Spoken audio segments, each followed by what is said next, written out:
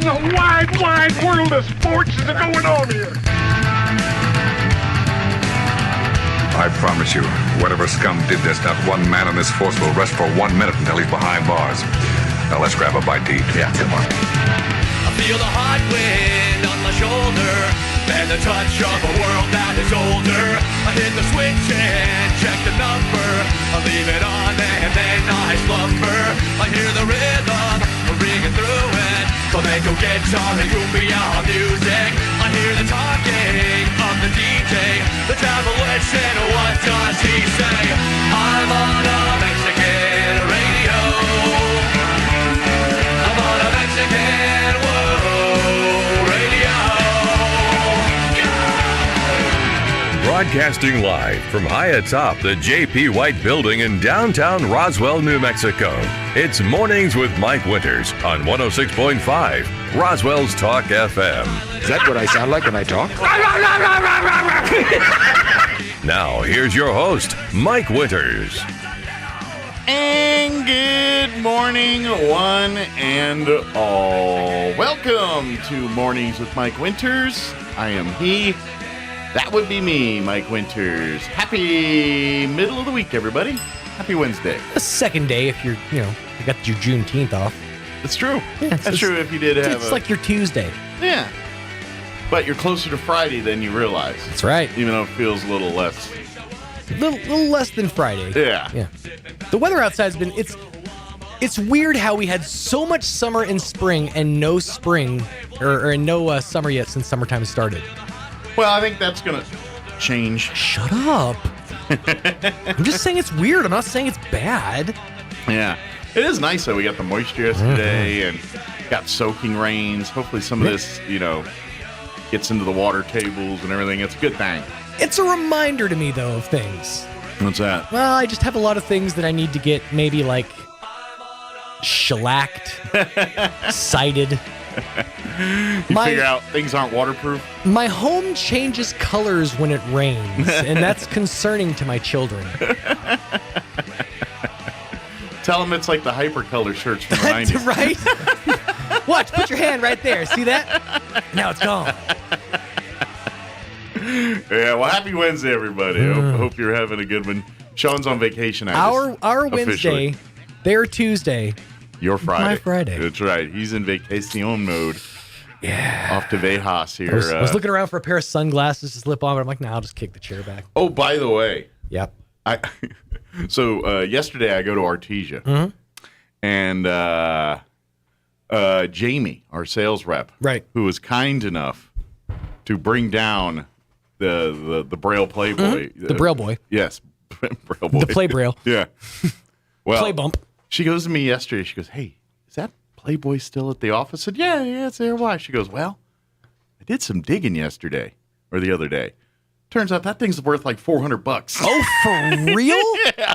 And we've just been sitting here, just breezing on it, touching it. Yeah, she was doing some digging. She is a storage warzer. I think she is, dude. That's what she does. That. I shouldn't say this on the air, but that's why she gives such little percentage here. But yeah, she goes, I said, well, I'll bring it back, or I'll make sure it's, so you get it back. But wow. Yeah, she wants it back. I knew it was worth something. I figured it had to be. There's no way it could be just like, a thing. Yeah, $400. She said it's worth about $400. I want to know what garage sales she goes to, or where she, because like the stuff that she comes up with. I'm assuming she acquired it in vintage. Artesia, right, where she lives and is from. Or there, now I know that. I feel like Artesia is mostly made up of people like my mom who just happen to find money along the way. Like, they have money, but they're also eccentric and they like to buy random stuff and keep it places. Well, I imagine some are like that. A lot of hoarders, and I feel like Miss Linda with Artesia Clean and Beautiful is fighting an uphill battle on a consistent basis. I'm not gonna lie, and I'm sure you did it too, because you were just You had, no, it was Gene. No, you did it Friday. Yeah, I did it Friday. Yeah, you were there last week.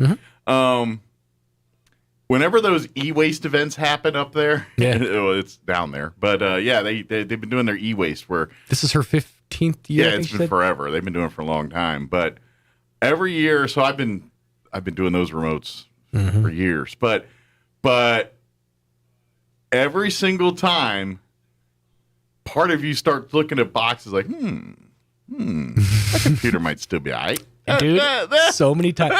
So this was my first year What outside. TV day is that? This was my first year outside of the Jammer. Like my first year actually inside the pavilion. And so I got seeing the to kinda- boxes and everything. And dude, yeah. I was there, man. I was looking at him like, And one kid was like, hey, here's a mouse pad. I'm like, I already got one of those. I forgot to ask, did we acquire any new equipment over the weekend? Because Gene does the same thing. Gene was the Saturday, remember?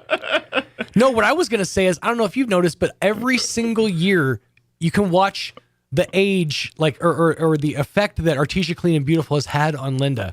She just gets more and more just like, oh, I hate this place every single year. Well, it's fun to watch. It really is. Well, she's an enigma. Yeah. She's one of those people on this planet. I like Linda. But she's one of those people that I feel is not happy in the world unless she has something to complain about. Right. You know what I mean? There's those people. Everyone has them in their life. Mm-hmm. I think she's one of those people. Like, she legit gets happy when she has stuff to be angry about. She's crotchety. But anyway. Yeah. You can say that because she's an Artesia. Well, I've talked to her for years. Even before Gene has been talking to her, I would talk to her for about 8 years there. And we had some conversations. And there were times where people would call later and be like, well, that's her opinion. I just let her. Speaking of opinions, at some point I got to talk about this during the show. We're going to replay some interviews today. Okay. All my guests either moved or canceled today. So we're going to play some replays here. But I was thumbing through articles. In the Playboy? Yes. Okay. As one does. No, that's how you do it with your thumb. I was thumbing with my mouse. And anyway, I started reading an article about Bill Maher, and I agree with him. So you know this world's getting crazy when I'm starting to agree with Bill Maher. Wow. So I got to discuss that at some point, too. I'm curious. Because I'm like, because every time Bill Maher comes, like, I can't watch his show. He makes me mad. He's certain people, and it's not even so much what they say all the time. It's just their personality. Sure. It just grates on me. And Bill Maher's is one of those. But Dennis Leary has always been one of those for me, too. Yeah. Largely. Yeah. He's funny enough, but it's like, there are two people that I instantly want to change the channel when I see. Bill Maher's one. Mm-hmm. Samantha Bee is the other one. Yeah. And that's, again, not so much. I mean, her content annoys me, but it's just the way she presents it to you. And she's always talking down to you, and it makes me angry. I don't like it. So, anyway. But, I agree with Bill Maher in an article, and I'm like, oh, man, this is how I know the world's officially gone crazy when Bill Maher's making sense. What happened, man? What's going on out there? So let me give you the rundown of our interviews we're going to replay this show today. First, this hour, we're going to replay our interview we had with Vicki Thomas from ENMUR. She joined us last week talking about some stuff for kids in the summer, camp and all that. We talked a little bit of the pool, all that good stuff, which, by the way, they're telling everybody it's open. Come on down. Yep, 7 days a week. Women at ENMUR. It's been a couple years since COVID, but the pool is open, and they're taking parties, the whole nine. So reach out and get your swim on over at ENMUR. But we're going to play that interview. In the 8 o'clock hour, since we were talking a lot about the banquet tomorrow in the 8 o'clock hour yesterday, I figured I'd replay our interview we had in the 9 o'clock hour with Jason Perry, who won the Outstanding Leader Award, which he'll be presented with at the banquet tomorrow night. And then Judy Stubbs, who was the person that nominated Jason Perry. We had a great little conversation with them. So we had two city councilors just talking about their life serving Roswell in the Chaves County area. So, I missed most of that because it got heated right beforehand. Oh, yeah. As I presented, and you know what? I feel like, go ahead and finish your rundown, but I feel like I need to go ahead and make a statement. Well, I think you would have been okay till you started bashing Hee Haw. It wasn't even a bash. I just happened to group it in with those other shows. That's my defense. It wasn't. I like Hee Haw. I grew up. I'm spiking the camera right now because look, I grew up watching Hee Haw. He's got to defend himself. He's got to backpedal on Hee Haw. It's not even a backpedal. My mama still has a mini pearl hat with the tag and everything. Of course she does because she hoards. Yeah. But you ain't your mama. But I'm from my mama's ilk. The point is, I grew up watching Hee Haw. I was just saying that it comes from that specific kind of genre of like hokiness to adults that I felt like it just took them a lot longer to kind of grow things up a little bit. And that's all. That's all I'm saying. Hey, I'm leaving in a day. It doesn't even matter. He's going to spend the rest of the day, people in the streets, Hee Haw is awesome, and he's got to defend it. He's been doing They're going to poke their heads out of random windows and tell me jokes. That's right. There's the Hee Haw hater. There's the Hee Haw hater. Hit him. Heathen. Just all the H's. Hate. Oh, hate. So we're going to play the Jason and Judy interview at the 8 o'clock hour. And That's what we're trying to say. And then in the 9 o'clock hour last week, Jessica Steele with the Loveless Score, the orthopedics, she joined us, talked about services and everything that they're providing over there. So for all you folks that got knee problems and back problems and, well, just problems, mostly in the orthopedic knee, hip, world. and back, it makes everything else that much worse. Although if you're having other problems, they've got other specialists that can help you there too. Yeah. But so we talk with Jessica and talk all about the score and all that. So we're going to play that interview about 9:15 this morning. So we got the kids covered, we got adults covered, and we got people with joint issues covered, all in one show today. I think that's everybody, right? Kids. Yeah, adults and joint There you issues. go. Exactly. 'Cause that's the older folks. That's all you need in life. Boom. And Hee Haw. This show serves such a wide base. Mm-hmm. That's how we roll. Yep. It's such a narrow little funnel to throw it all through at the beginning. It's like that quarter game, you know? That's right. It's just a lot of round and round. Totally off topic, but really excited because one of the we're going to Cowabunga Bay. Okay. While we're there, one of the slides has one of those like bowls in the middle where like for a second you become the quarter in the thing. You have to like go around the. Yeah. So let me ask, a place called Cowabunga Bay. Huh? Please tell me it's Ninja Turtle themed. It's not actually. It used to be a Wet and Wild. That feels like they're stealing. Because Right? where else do you, but Teenage Mutant Ninja Turtles, you say Cowabunga? Yeah, but they didn't trademark it. I understand, but that's like calling it Yabba Dabba Doo and not having one Fred Flintstone laying around. Maybe it is. I haven't been there yet. I don't know. I do know you have to ride down every slide on like a raft of some type. So maybe they make the rafts look like turtle shells. Maybe. I want proof because if it's not themed and it's called Cowabunga Put it this way. Bay or whatever. If there's a single slice of pizza served in Cowabunga Bay and it's not Ninja Turtle themed, I am going to revolt. That's right. I'm just saying, you don't call a place Cowabunga Bay and don't give me Ninja Turtles. Right? I get that. I understand. That's like going to a pizza joint and they don't got pizza. Yeah. We Casey's Pizza. No, sorry, we just do lamps. we do sandwiches. We're actually mostly into upholstery now. Yeah. TJ's Pizza. No, we just paid for the sign 2 years ago. We're trying to get the most use out of it. TJ's Pizza and upholstery. Yeah. By the way, I want to see Yabba Dabba Doo Bay, by the way. It sounds painful. Like every ride has a gravel landing. Yeah, but there's like so many dinosaurs you could slide down. Like, you know how he slides down the dinosaur neck at the end of the workday? Right. You could easily slide that down into a pool of water. So this is way off topic, but there's a place, I think it's somewhere in Arizona, I'm not sure where, but there's like an abandoned, it was supposed to be like a Flintstones theme park thing. Oh, yeah? But it's abandoned. Okay. So now all you can find, but it's like, there's like a little So it's like bedrock. overgrown woods with little like semblances of Flintstone houses and stuff. There's like Fred's car. It's not, you can't drive it or anything, but Fred's car is like parked outside of their house and you can kind of go inside the Flintstone house. It's all abandoned, cobwebs and stuff, but. There's a theme park in Maryland that I went to as a kid. And I can't remember the name of it per se, but it was like a medieval castle fantasy themed. Right. Amusement park. It wasn't like Six Flags level. It was much smaller than that, but it was still a little park that had merry-go-rounds and things like that, and it had like big giant mushrooms and castles and that fantasy Alice in Wonderland-y look to it. And it's been closed and abandoned So it's for abandoned years. now. But you go to the property now there in Maryland, and it's all overgrown woods, and then you go through the woods, and there's this weird mushroom house in the middle of nowhere. You know what I mean? Do they Very do like Hansel tours? and Gretel look. No, it's dead. It's some private property. I don't even think you can properly access it without jumping some fences and stuff now. Really? But yeah, I've seen photos of it nowadays. That people went back there taking pictures, and it looks pretty.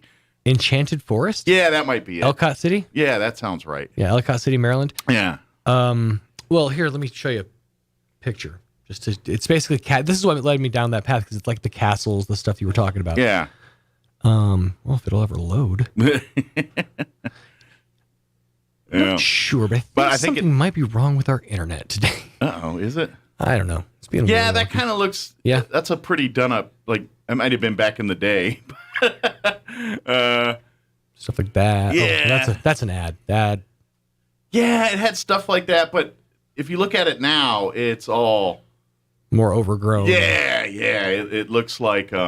That's creepy. Yeah, that's Hansel and Gretel's house, basically. Yeah, I mean, I guess Granny's house. That's what I'm saying. It's like now it's turned into the nightmare portion of your fairy tales, where it's the witch in the woods kind of look to it. Yeah, it's but it's weirdly cool. I'm just like, it's one of those things like I'm fascinated by abandoned places, especially like malls, stuff like that. When you like just get a chance to go in, like when there's like one store open, so they keep the whole mall open. Yeah, that's just weird. Yeah, there was one in D.C. or Maryland actually. It was very much like that. And that's I relic remember back in the day of a bygone era because I remember just halls just full. Matter of fact, the mall I'm thinking of, I think, is one of those malls that somebody went online later and like there's a whole thing where you can go through old malls, and this guy like goes through the camera, and I think the mall, it's called Abandoned. I actually watched that channel. Well, one of the malls that I remember as a kid going to get school clothes and stuff is one of those malls now. Really? And I ain't gonna lie, it doesn't look a whole lot different in the video than it did when I went there. I know you got to get to the interview, but that's how Windrock is to me now. Like when I go up there and I see Windrock and they have like an outlet mall open in front of this gigantic sprawling mall. Yeah.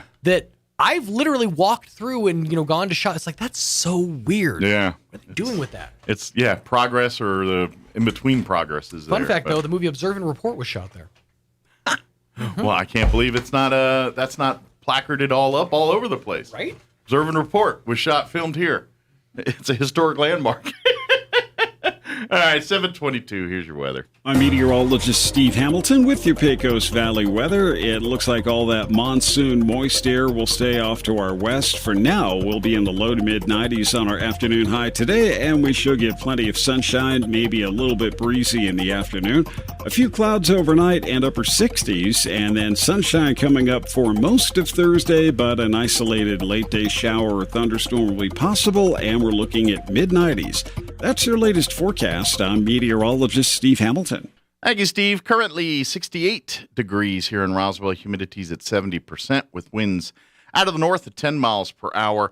Mostly sunny and 92 today with north winds 10 to 15 miles per hour. Partly cloudy tonight with an overnight low of 69 degrees and south winds 5 to 15. Thursday, sunny, 96 for a high, south winds 5 to 10. Thursday night, partly cloudy, overnight low of 68 with south winds 5 to 10. Friday, sunny, hot, highs 98, so pushing 100 again with winds out of the south 5 to 10. And then rain chances enter the forecast once again this weekend. Saturday, we're looking at a 30% chance of showers, mostly sunny, and a high of 98. 30% chance of rain for Saturday night as well, partly cloudy with an overnight low of 69. Sunday, a 30% chance of showers and thunderstorms, mostly sunny, 94.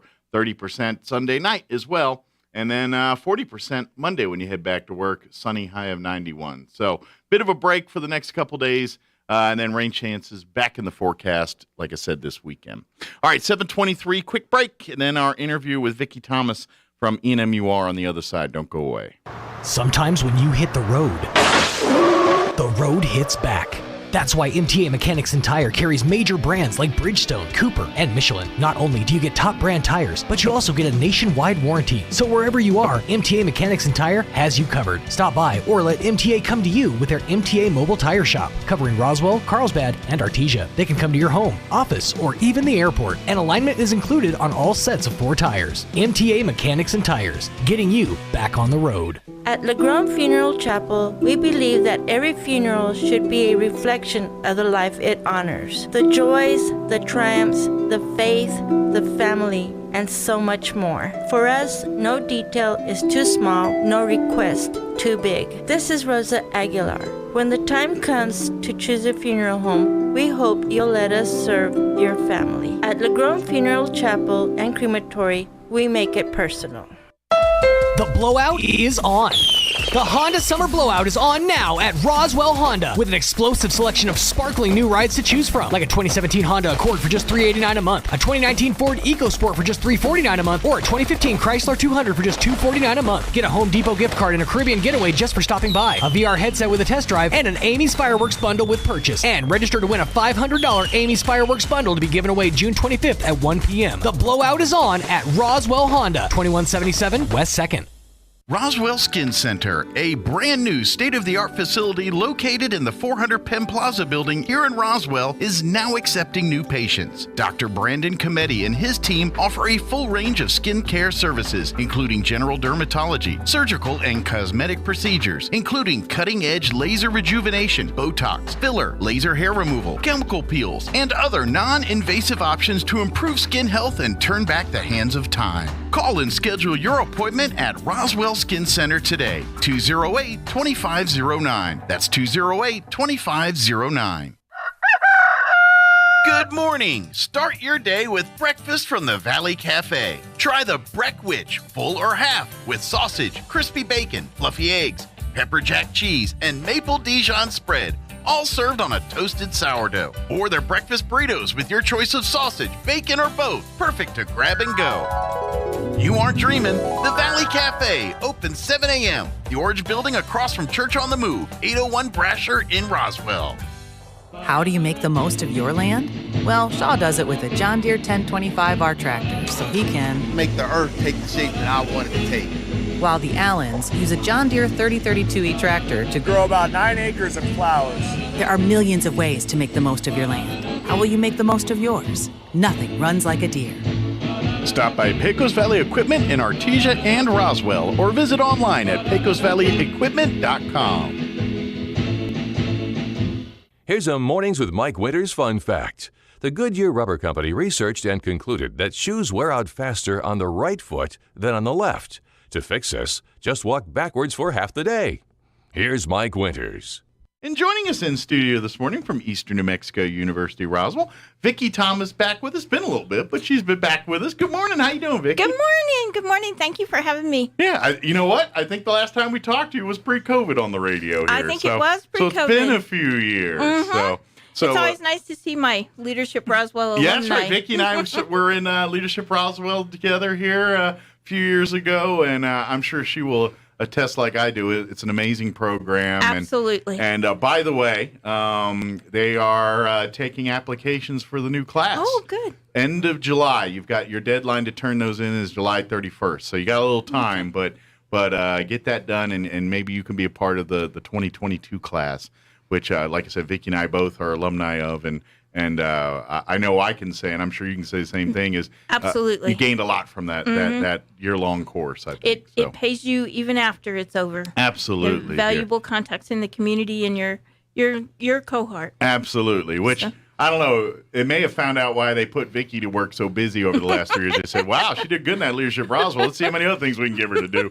So I'm kidding, but she has been a busy lady over the last couple of years here. So, but well, first off, before we talk about early kids college and all that, the kids college and all this stuff, let's want to remind people that the pool's now open. So if you want to go to the pool, you can go online, see the pool hours, and then I'm not sure if there's any because I know they would. If you want to book for the parties and things like that. It is available for parties as well. I know you have to book pretty far in advance, so I don't know availabilities right now, but check with them. They can talk all about that stuff. But while we had you here, might as well plug some of the other things going on with the NMUR right now, Absolutely. It's a busy place. Absolutely. Even though it's technically summer where it's slightly slower than it normally is, although summer classes are underway, like the pool's going, everything. So they're pretty busy out at the campus, even though it is technically off season. Sort of. I'm not sure we ever actually get an off season. You won't even call it that. But yeah, of course, they just had Scrubs Camp too here. We did highly successful. We had 107 students come for Scrubs Camp. Good. So if you missed out, mark it for your calendars for next summer. They've been doing this. Well, they had to take a little bit of a break with COVID. This was our third year, and we're looking forward to doing it again next year. Yeah, I think. Well, you've been it's been about 5 years, and I think you missed 1 or 2 years because of we COVID. We missed 2 because of COVID. And then you had last year's, I think, or at least a version of it last year, if I remember right. No, we weren't able to do anything last summer, so we were excited to be able to do it this summer. Okay. And we had I was thinking like there was kind of a attendance. scaled-back version one year in there somewhere. Well, we tried to do it, but then we had the governor's orders. Logistics shut it down. Yeah, gotcha. that we just weren't able That's to what do it was. it, I was like, I so. seem to remember like there was a smaller version at some point there, but again, another great. And that's great because and if you missed it, don't hesitate to reach out to the campus if you want. They're not going to recreate Scrubs Camp for you, but if you want to learn about all the different areas of medical studies, from nursing to your phlebotomy, I can never say that right, to X-ray and tech, all those skilled positions in the medical field that ENMU offer as for training and stuff, you can learn all about that. Scrubs Camp is kind of a great way to showcase all of that because it goes from the EMS side to where the first responders are the first ones to see you, all the way through the process to the hospital. To it almost shows the gamut of a person's journey from accident to being back on their feet in that whole time, and through it shows all the different programs ENMUR offer as a thing. So, but it's done reenacted, so you get to see like the ambulance pull up and there's the accident and all. It's really cool, and the kids love it, and everybody. It really gives them a chance to see what's available out there. So, if you missed it for this year, get on the calendar for next year. Your kids. We'll talk more about it, but it is a great program. It's a great program. This year we had a pedestrian accident with a motor vehicle. Okay, was our scenario, and the ambulance came and the fire trucks, and we had the helicopter there that carted the patient away and then brought them back where we had an ICU. That's really cool. Set up. And that's great. You're able to coordinate with like the medevac folks and all that. Because in case you haven't noticed, ENMUR doesn't have helicopters that are on flying status laying around. Right. Might be 1 or 2 to work on in the air side there, but it certainly is not going flying anytime soon. No. Yeah, just what I know from my military time, the trainers those planes that they tear apart and put back together, those don't fly anymore. Those are strictly to teach mechanics how to tear down and build airplane engines and all that kind of stuff. I know we always marvel because the minute we put that in the hangar, whatever piece of plane, helicopter, whatever, they always say, yeah, now it can never fly again. Yeah, and that's just the rule. Sure. Well, but it's a training environment. It's a training environment. You think that's expensive? I went to military tech school, and they have F-16s and stuff in there. Wow. So, yeah, they don't fly those either. And those jets are probably a little bit more pricey than that one sitting in Just a bit. Yeah, they don't cut you deals on those jets. There's no sale or anything. So. No. But anyway, those have happened, and those are, of course. If by the way, if they are registering for fall classes right now, so if you want to learn more about welding or the airplane mechanics, please go to roswell.enmu.edu, look at the course schedule, make an appointment. Now's a great time to talk to advisors. I know a lot of them are off campus, but they've got some people there around that can help you with all that stuff. And get registered for the fall. You can do all that right now. But for the younger kids, we got all kinds of stuff going on here. Talk a little bit about this. Yeah, we have a couple of opportunities. We have 2 more camps coming up this summer. Good deal. So the first one we're going to have is called Art Fest Camp. Yes, and that's coming up here in just a couple weeks, right? July 18th. Yeah. Oh, that's a little farther than I thought. Yeah, but the registration deadline is July 1st. Okay, so you got about 2-3 weeks to get that done. The deadline's coming real quick for that one. It's going to be a really fun camp. Our art instructor has put it together. Good. She has a lot of student helpers who are going to come in and help her. It's broken up into age groups. Okay. The kindergarten through 5th graders will come in the mornings, and then in the afternoons, they'll clean everything up, reset, and then in the afternoons, we're going to have the 6th through 12th graders. Okay, so basically elementary in the morning, middle and high in the afternoon. In the afternoon. And obviously the projects reflect the skill or age groups a little bit more. So obviously the kindergarten through 5th grade, they're going to be working on projects that are appropriate to that age level. They'll get a little bit more advanced with the middle and high school as far as those projects. Arts that more appealing to them and things like that. Correct. And it's a whole gamut of art that they're going to be doing. There's some painting that's going on. They'll be working with clay and the glazes and putting the pieces in the kiln. And that's a lot of fun. It's going to expose them to a lot of different types of art. So, something may spark your interest that you haven't had a chance to dabble in yet. Parents, if I can make just a suggestion, giving your kids a chance, because like I said, it gives them an opportunity to expose them to other forms of art that may not be readily available at home. We all probably have some markers or some, where you can do that. But, but like, I will tell you, like when I was in high school, I took in art classes, and I'm one of those people that I've got a creative gene. Like my mom was kind of an artist, drawing hand, she was loved. So I've got that in my DNA, but I'm not necessarily, I haven't honed it or have the patience necessarily to do some of those things. But I will remember when I was in high school, I took a ceramics class. Oh, yeah. And I found out that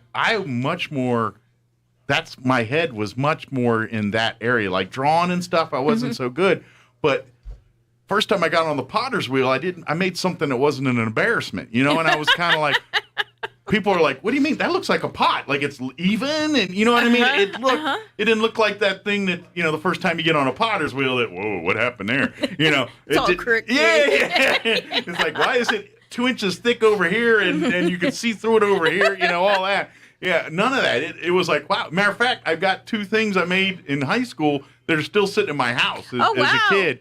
So I kind of excelled at that when I didn't and so what I'm trying to tell parents is, maybe even though if your kid maybe doesn't excel at drawing or painting, this will give them a chance to find those other maybe they all of a sudden they're ceramics wizards, or they're glaze, or maybe they find out they're good at, who knows, we're some going to other do a lot medium. of stuff that's tactile. Yeah, tactile stuff. We're using some textiles and a whole variety. Boy, the art instructor's been on a real big shopping spree. Good. So the boxes are coming in. But please maybe it'll find your niche for your kid, that all of a sudden they find the spark that says, this is what I want to do. And even if, maybe they're not pursuing careers, but guess what?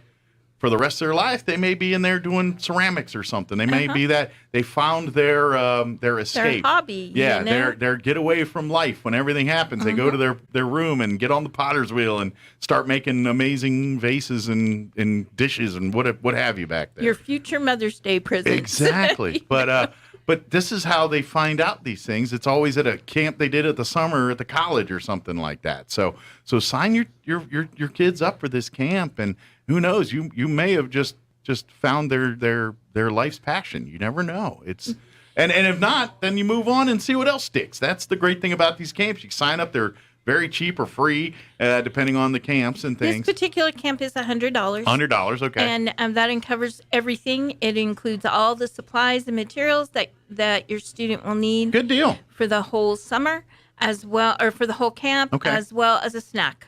Good deal. And like I said, it starts July 18th? July 18th. It runs for 1 week. Okay. And the sessions are 9 to 12 in the morning and 2 to 5 in the afternoon. But you must have your child registered by July 1. Correct. That is our registration deadline, so that we can make sure that we're completely prepared, and we have all the supplies and materials set up, and everything's ready to go. We do live in the COVID world still, yes. and where they could probably easily get modeling clay, it probably has to take a little longer, cost a little more. It costs, those logistics take a little longer now. So we can't be as land of manana in our signups right now. If July 1's the deadline, we got to make it that way, because July 2, we've got to get that information for the final counts for supply and material and all that stuff. It's really, we would love to say, yeah, sure, wait till the 17th, no problem, but logistically they can't pull that off. Yeah, we just can't. But we're excited. It's fun to have people back on campus. It's exciting to see little kiddos running around and just their eyes so big and full of excitement and just taking it all in. And then you could, maybe if you play your cards right and work it, maybe they, during that week, the kids do the camp and stuff. And then if you got time, it's like, all right, well, let's go to the pool afterwards. Exactly. And, not that, it's, hey, we're all out on the campus right now. Let's go ahead and do the fun, the art camp. And then right after that, we'll go swimming for an hour or so. And then, go home for dinner or whatever. Hit the cafeteria for lunch and then go to the pool. Exactly. By the way, they got pretty good food over there, too. If you haven't eaten their burritos. I just ate lunch there yesterday. Yeah. And if you get there early enough for breakfast, those breakfast burritos are pretty tasty, too. Yes. Good deal. So that's coming up July 18th. Correct. I know there's some other camps and stuff, too. The following week, we're going to have what we call Kids College. Okay. And that's kind of what we were talking a little bit more about. Yeah. And so that week, we're going to have 5 different sessions going on. Kids' in the ages of 4 to 12. Okay. And 4 of the 5 sessions are Lego based. Oh, okay. They're all STEM concepts. Okay. But they're Lego based with very complicated Lego sets. They're Lego sets that aren't available. Okay. So not like the ones you can buy on the toy store shelves or anything. Okay, no, cool. these are educational Gotcha. sets, and so they're very elaborate So you and can guarantee complicated. these kids never built these models They haven't before. seen these. Cool. Even the biggest Lego fanatics, I think this will be new. Okay, cool. For them. The thing that we do want kids to know is, though, that the Legos stay in the classroom. They don't get to take them home. We don't want any kiddo to be disappointed that they're not going to get to take them home with them. Well, we will. You make your projects, and then through the medium of pictures, yes, we can save your artwork, and we will for all of eternity to display proudly. But yeah, you can't keep the Lego model because they need the Legos for the next year's class. For the next class, exactly. Exactly. And if you take them home on Monday, then we wouldn't have anything to play with on Tuesday and Wednesday and Thursday. And just for confirmation, you have to be a kid to sign up. I know a lot of adults love their Legos too. We're going to keep this just for the kiddos. You got to be 4 to 12 there to qualify for this camp. So. But, that brings up a good point. I'm putting together some classes, community education classes for the fall. Okay. And things like yoga and some piano classes, guitar classes, those kind of things. But I've had a lot of adults call about the Lego classes. So we may put something together for adult Legos so we can all play and relieve our stress. I know, like the Roswell Public Library, like once a month they'll do like a Lego night, and basically they'll have they usually do like a challenge, like say, hey, you can recreate this in 10 minutes or something, and you can participate in that or not. But generally, they just pour the Lego out and let parents and their kids just make projects together, playing Legos, and I think the parents dig it as much, if not more, as the kids do. It's like the parents like, come on, Johnny, you ready to go to the Legos? And the kid's like, I want to watch it. No, come on, we're doing Legos. So you might hit onto something if you do like an adult Lego class or something. Quite a few parents ask, can I stay with my child? Yeah. Like, no, but I'm working on something for the fall for the adults. So. I'm telling you, put pizza and Legos in a room, you can draw the world. That's all it takes. You want to have a successful meeting, put some Legos and some pizza in there, and everybody will come. I'm going to try that at my next meeting. I'm telling you, there's something to it. It's pizza and Legos. I'll see you there. But yeah, it's a really cool kids camp that they get the chance to kind of, and like you said, it kind of taps into probably more of the STEAM, where it's the science and engineering, but with the Legos and all that, there's that the art part. The art part. That's part of it. So it's more STEAM than STEM. Correct. Good deal. Correct. And then the 5th class that we're going to offer is not Lego based. It's called Survival Tactics. Okay. And it's for kids who really enjoy being outdoors. Okay. Playing outdoors, being outdoors. So learning like... and so they're going to learn things like building a fire and getting water and shelter and those kind of things. Perfect. So I had a lot of interest in that class.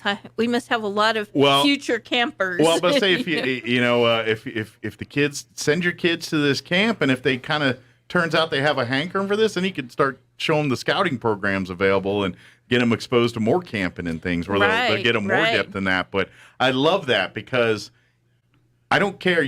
We all live in New Mexico, and we live in Roswell or whatever, and we got our little communities, but we live in the middle of nowhere. You got to go 3 hours to find other civilizations, things. We live in a rural world. And let's face it, there may come a time in your life where you maybe you're up north driving or something, and God forbid, your vehicle gets knocked off the road and you get in a remote area and you're on your own for hours, days. Yeah. I mean, we've heard stories of a week or so, a woman or a man's been stuck in there before somebody finds them. And these skill sets might be the ones that are the difference between they find you alive and they don't find you alive. So, I know we're talking kids and all that, but just in a fun, friendly way now, you're showing these kids how to make a fire. Their lifetime skills. Or they need to make a shelter to stay in the night, or maybe even like plant identification or water sources, how to find water sources, how to start a fire with wet wood, and all the stuff I learned in Scouts. This is the kind of stuff that these could be handy skill sets. Even if you don't go camping, we live in New Mexico. we live in rural areas. There might be a scenario where you're stuck out in the middle of nowhere for whatever reason, and you're going to have to be on your own for something. And, you know, they always say have your little kits with water and stuff, but you might need more than that. If you get, like, and I wish I was talking like this is a fantasy, but almost every year we hear a story, especially in the wintertime, up in the north of the mountains, somebody skids off the road and breaks through a guardrail, and they're not seen for days on end. And I mean, it seems like every year there's one of those stories where somebody's been stuck in there. And you know, fortunately, most of them are all survived, thank God. But it's the skill set of living on your own and understanding, hey, I need to be self-reliant. I can't solve all my needs from an app on my phone. I need to, you know what I mean? Right. Absolutely. So I think it's a great camp, a great way to teach. But if you do find that your kid really loves this stuff, then maybe there's future training opportunities, scouting and or various things like that, and get them to nurture that. And who knows, they might be that outdoor backpacker kind that they're doing this stuff, you know, when they're retired or, you know, in their hobbies. Could be a future career. Absolutely. You know? And these classes are 2 hours at a time. And what's the cost on these camps? These are only $30. $30 for the week-long camp. For the week-long 2-hour sessions. Now, is it the same age group for the survival camp as it is for the... the survival camp is ages 7 to 12. Okay, so a little bit older. It's a little bit older. Okay. But there are different groupings for kids ages 4 through 12. Okay. And kids can attend more than one session. Oh, good. Okay. If you would like, I've had parents sign their kids up actually for as many as 3 sessions. Okay. You know, just... as long as they don't overlap, we're good with it. Yeah. So. Well, parents in this day and age, the more things you can teach your kids to be self-reliant, able to take care of their own needs, the better you're preparing them for the future. You know, the future. I know we live in a world where we tend to go the opposite direction of that, but in things break down, the world happens, things sometimes don't go as advertised, and your child will have a plan when that happens, as opposed to, what do I do now? I don't know.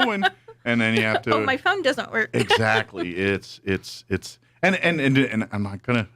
If you have like children with like confidence, self-esteem issues, these are the kind of skill sets that kind of add to that. So when they experience and do more things, they're gonna find themselves a little bit more confident, a little bit more now that they've got experience with this stuff, and you start seeing the shy, less confident kids start being a little bit more confident and trusting in of their skills and things like that, and that comes out in their social and everything else they do. Absolutely. And we have skilled educators who have been vetted and they're bonded and licensed. He'll be teaching all of our camps. Good deal. This summer. So they know what they're doing. It's not. They know what they're doing. Not some guy that watched Les Strout videos or Survivor Man or whatever. No. Said, all right, let's teach them under survival.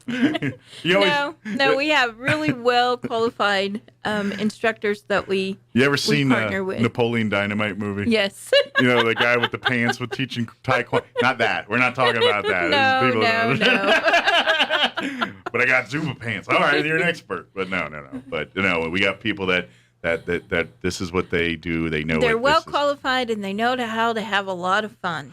And that's the thing is, and really those skills are fun because yes, they're telling you in case you get lost in the woods or something. But guess what? You can go fun camping in the woods and use the same skill sets. We're trying to show you why it's a good time to know this, but you don't have to necessarily save it for those scenarios. Like, you don't have to wait to learn to build a fire until you get lost in the woods. You know, now you can go camping and have fun and do all the fun part, and now you have these skill sets. Go in your backyard. Exactly.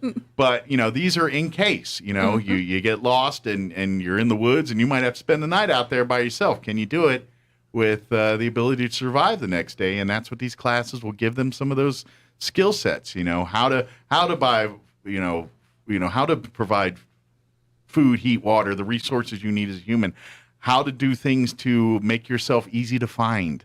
Right. When you're lost, people are looking for you. Give them clues, trail markers, all those things, clues for you to look for when you're out there to kind of point you towards civilization or things like that. Following streams. There's a lot of those things, like if you're trying to travel to get to where the people are, there's a lot of indicators, because you get turned around out there, but say, okay, here's the river. The river flows a certain way. It's going this way. follow along the river. You know that's going to eventually take you to some place where there's going to be people and help. So, but that's the type of stuff you learn when you're doing this, when you do these classes and things. So it's great. Please, I don't care. I think you should offer an adult version of this too, to be honest, because I think there's a lot of adults that could. It may be something that we incorporate into our fun community education classes for adults. Well, in the meantime, if we get enough kids trained, so when the kids go out like family weekend, and if the family gets lost, the kid can be the hero, be the one sharing the skill sets they learned in the class here too. Yeah. Let me ask, what's the best way to sign up for any of these classes? Is it through the website or? If people just give me a call, I can take care of it for you right over the phone. Okay, very good. What's the best number to call? You can reach me at 575-624. 7164. Very good. If I'm not there, just leave me a message and I will call you back, and we'll get your children all signed up for whatever they would like. And of course, if you don't remember that and you call the main number, the 624-7000, say, can I talk to Vicki Thomas? I'm the only Vicki on campus, so she's the only Vicki. They'll get Everyone you to knows her. So you can probably pull off, can I speak to Vicki? And that might be give you enough. Yep. But if you don't remember any of that, say, hey, I heard on the radio they were talking about the art camp and stuff. Okay, well, who do I need to talk to about that? They'll transfer you right to They'll Vicki. get you to me. Yeah. Absolutely. Very good. But what's the deadline for signups for the wilderness camp, this fiber camp? For the kids' college classes, the deadline for that is July 8th. Very good. So you got about 3 more weeks for that one. But sign up for it. Like I said, they're only $30 for the class on those. Right. But if you want the art class, which again, the deadline for that to sign up is July 1. That's $100 for the week-long class. And that one is $100. But they're going to have a bunch of take-home It projects includes all and all your materials, all your supplies, and that one does have a snack in it. Yeah. And not to mention they're going to be taking home all this artwork that they did, including ceramic work and paintings and drawings. And they'll have their bedroom all decorated. I would say they at least, depending on how big their room is, at least one wall is full of art to fill up there. Yes. So very good. What else do we need to promote? Or do we get them all? That's pretty much what we have left for this summer.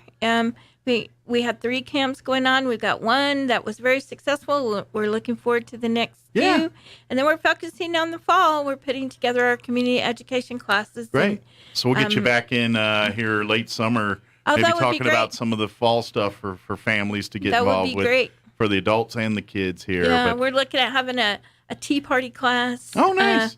Where the little girls and their moms can come and, like little formal. And we'll have, we're going to have a formal tea party class. Bring your doll babies. I kind of love that because when I grew up as a kid, my grandmother was the resource for me to learn like dining etiquette. Oh, uh-huh. Like what forks go where, what plates, the whole, outside to in, the drinking glass, the bread plate, the salad plate, the whole formal setup. My grandmother was my elbows off the table. I mean, all of that, I don't know if you call it elocution or whatever that would fall under, but I learned all that as a kid, and that's a dying art today. I mean, yeah, in fancy circles, you still see that, but I don't think families are teaching their kids how a proper table setting is and all that stuff. So again, that's another class that I think everyone should have in their pocket. Not that you're going to do this every day, but I think just to have that knowledge in your pocket, so when that once or twice in your life, when you come across that scenario where you're like, "What? All right, why do I got 2, 3 forks here? You know exactly the protocol here." And it's like, okay, that's the butter knife, that's your cutting knife, that's your salad fork, that's your meal fork, that's your dessert fork. Yeah. And that's your butter knife, that's your bread plate, that's and a lot of us like, I don't know all this, and so I think that's great that they get to learn that kind of stuff, and I think all of us should have that piece in your back pocket because you never know when that'll come in handy. We are looking at a kids etiquette class for the fall as well, and just teach some of those little manner things and some telephone manners and trust me, fellas, having this skill set in your pocket, you will impress your future dates. When you go and you start doing some of these chivalrous or formal etiquette things that they're going to be like, oh, this person does have a little taste. You will look that much more attractive to the partner of which you are pursuing. So, just saying, you're going to schmooze them a little bit by these moves. It'll help you. Good deal. But look for that in the fall here. Yep, I'm working on a whole variety of things that is not even set in stone at all yet. So if there's something people are really wanting to see, give me a call.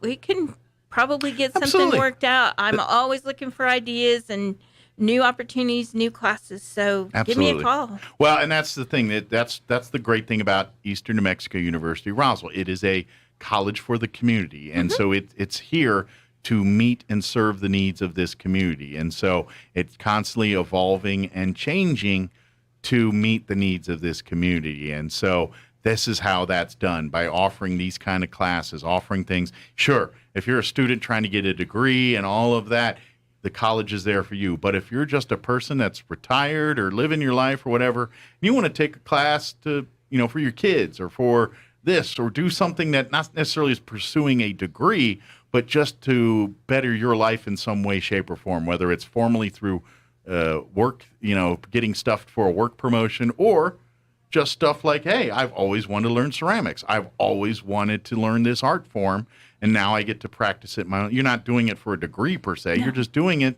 so you can better your own life, and that's where the college is there for you, whether you're pursuing to get ahead in a career or if you're just wanting to enrich your own life for, wisdom, knowledge, and experiences. It's there for you to do that. So reach out and do some of this stuff. And it's important to know, too, everything that I offer through my division is non-credit.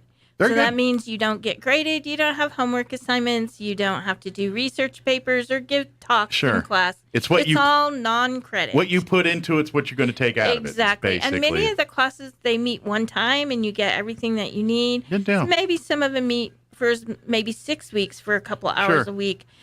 They're all over the board. And I'm sure, like with all the instructors, they're all resources. So even outside of the class schedule per se, you're working on a project, especially if it's an art-related thing or something, and you could pick that teacher's brain on, am I doing the technique right? And they're all happy to work with you to work on the technique and all that stuff. All excited. So, they're excited for you. Absolutely. Yeah. So reach out, sign up for some of these camps.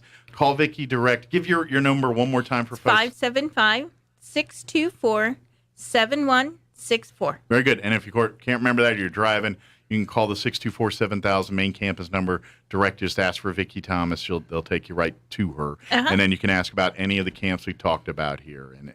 Or if you have, like you said, an idea for something and you're thinking, hey, I would love to do this. I've got a following of people who would love this. Is this something we can bring to the campus? And we can set that appointment up and start that conversation with Vicki. So great. I look forward to having my phone ringing off the hook. There you go.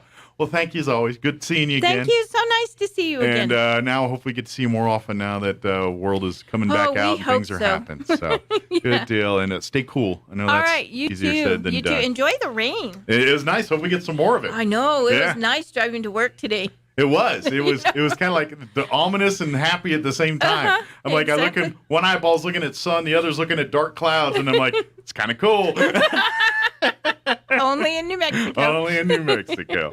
Well, thank you, Vicki. We'll see you next time. You're welcome. Hey, New Mexico. Experiencing issues keeping your office technology up to date with these crazy supply chain issues? Well, DSI is here to help. We've diversified our products and solutions to help your business not just survive, but thrive in any situation. Have your teams collaborate and share with high-def video walls and interactive smart panels. With free unlimited support, the fear of any new technology is a thing of the past. Contact DSI today to upgrade your workspace. www.dsinm.com. Contact DSI today to upgrade your workspace. www.dsinm.com. It's time for the Chavez County Sports Report. Well, it was one heck of a ride for the NMMI Colts in Class 3A baseball. As well, with all the flurry of activity, you may have forgotten, the Colts are the state champions for Class 3A. And the all-state selections for that classifications come out, as you might expect. NMMI is well represented, starting with the coach. Charlie Ward, in his final year, was selected as Coach of the Year. How about Louis A. Patron, a senior for the Colts? He was selected as Player of the Year for Class 3A, first-team pitcher, and a first-team outfielder. Wow, that's terrific. How about Miguel Rivera Jr.? He was a second-team outfield selection. Tegan Maloney, only a freshman, second-team outfield. And Jose Barcelo, a senior, he was picked second-team at catcher. The Sports Report brought to you by DSI. Call DSI for all your office technology needs. I'm Eric Butler at Roswell Talk FM 106.5. Your home for Armed American Radio is 106.5 FM, KEND Roswell. News this hour from townhall.com. I'm Rich Thomason. It was one of yesterday's most closely followed races, and the Trump-endorsed candidates emerged victorious. Katie Britt won her runoff against Congressman Mo Brooks. Britt now the Republican nominee for Alabama's U.S. Senate seat. President Biden preparing to ask Congress for something that Republicans are dismissing as a gimmick and a trick. High gas prices are putting a dent in family budgets, and they're a political liability for the president. So he's calling on Congress to suspend federal gasoline and diesel taxes for 3 months.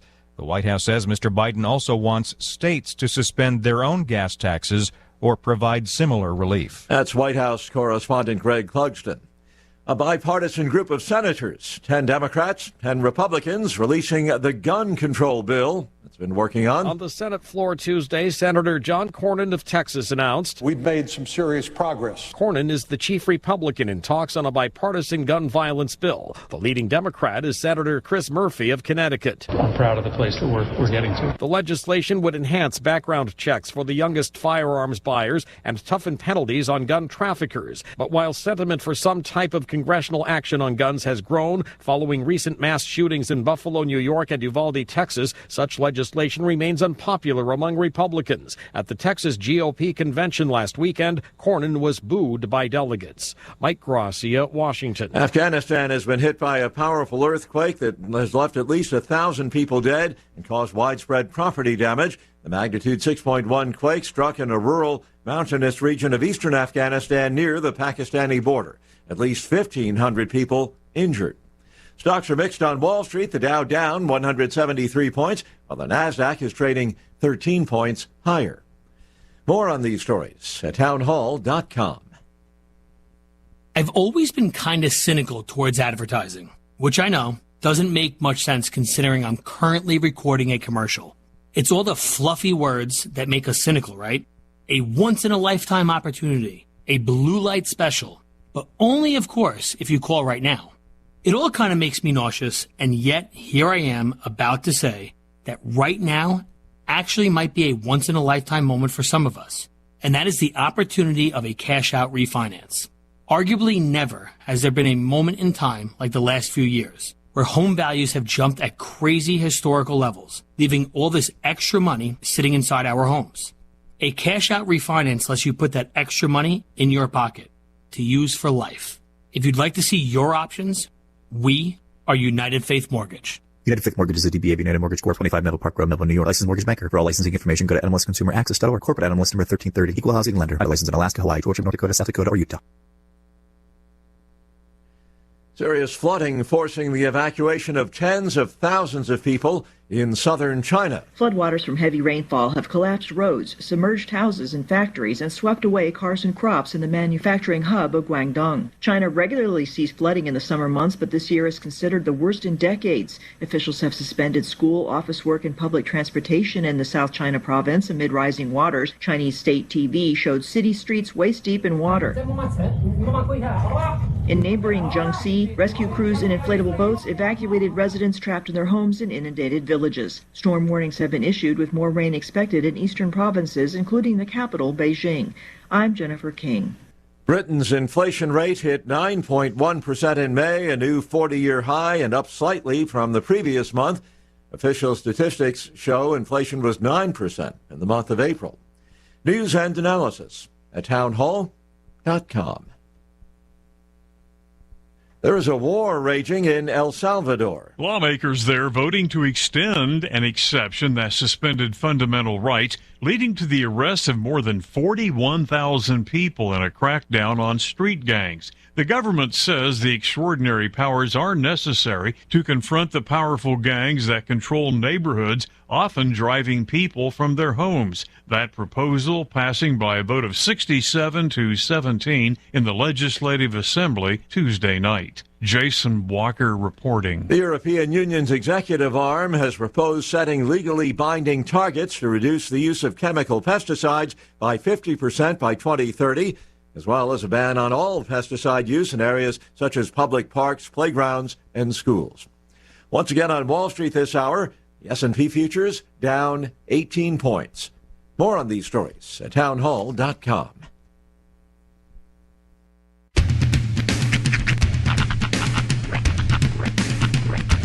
What in the wide, wide world of sports is going on here? I promise you, whatever scum did this, not one man in this force will rest for 1 minute until he's behind bars. Now let's grab a bite to eat. Yeah, come on. I feel the hot wind on my shoulder and the touch of a world that is older. I hit the switch and check the number. I leave it on and then I slumber. I hear the rhythm ringing through it. Flamenco guitar and cumbia music. I hear the talking of the DJ. The demolition, what does he say? I'm on a Mexican radio. I'm on a Mexican radio. Broadcasting live from high atop the J.P. White Building in downtown Roswell, New Mexico. It's Mornings with Mike Winters on 106.5 Roswell's Talk FM. Is that what I sound like when I talk? Now, here's your host, Mike Winters. And good morning. It is 6 minutes after 8 o'clock. Welcome to hour number 2. The deuce of Mornings with Mike Winters right here on 106.5 Roswell's Talk FM. Happy Wednesday. Hope you're having a good day and it's all going well for you. Probably not so much on the rain today, but this weekend, if you're a fan of the rain, which I think all of us are in southeast New Mexico, maybe this weekend you'll see some more. So. Nice. Although it is New Mexico. They say no chance of rain today, and that's when the rain really comes. I mean, it seems to, yeah. Yeah. It seems like when they said, "Oh, we should be fine." No, that's when the sky opens up and gives us some. Yeah. Which, either way, we'll take it. Yeah, absolutely. If it comes, and if not, well, that's what we're used to. Yeah. So, but anyway, happy Wednesday. Okay, so I'm gonna keep this short because I'll go on a tangent for a day and a half if I don't. So Bill Maher, I mentioned this at the beginning of the show. He said something I agree with, and this is how I officially know the world is screwed up. It's wrong. It's wrong. And what it's talking about, and this is going back. Bill Maher weighed in on the Commanders' defensive coordinator getting fined $100,000 for saying about the dust up. Right. Well, and it's bigger commentary. Right. I mean, that's. Because he said we don't want to talk about what was he said? Basically, he said, "Look, I look at the January 6th things, and any of my guys can talk to me about this. The dust ups. What he used the term the January 6th dust, and that's what everyone got butthurt about. But what he in essence said was, look, all I'm saying is." Everyone putting as much investigative work into the January 6th stuff. Why aren't you putting equally amount of time in the riots that were going on prior to that, or right around the same time as all of that? At the end of the day, that's all he said. But everybody's twisted and turned it into something because he called January 6th a dust up. Right. So in essence, and after all said and done, head coach Ron Rivera said, "Yeah, he has the right to say what he wants, but we're going to fine him $100,000." And Bill Maher is speaking out about that, which he ain't wrong, in my opinion. I agree with him. Well, I mean, I think that what they're saying is he has every right to say what he wants to say as an American, but we have every right as an organization to fine him for saying it. Well, basically, let's see. Bill Maher, he obviously hosted Bill Maher Real Time. He offered this opinion. He says he denounced the $100,000 fine. He said he had a right to be wrong. Fining people for an opinion, I'm not down with that. Coach Ron Rivera saying he has a constitutional right to voice his opinion It's basically he's equating it to saying, "Don't pee on my shoe and tell me it's raining." Basically. Now he does. Now this is the part where I'm like, okay, but at least he's saying, look, if I could talk to Del Rio, I think I can convince him, and it's more important what he thinks it is, and all. And he goes on to say that in his monologue or whatever. Which, yeah, okay, but at least he's talking about having a conversation about it, and I'm down for that. Sure. But in essence, he wrapped up his conversation with basically what I told you there at the beginning. He says the huge irony was that Jack Del Rio did not contrast the events of January 6th with peaceful protest.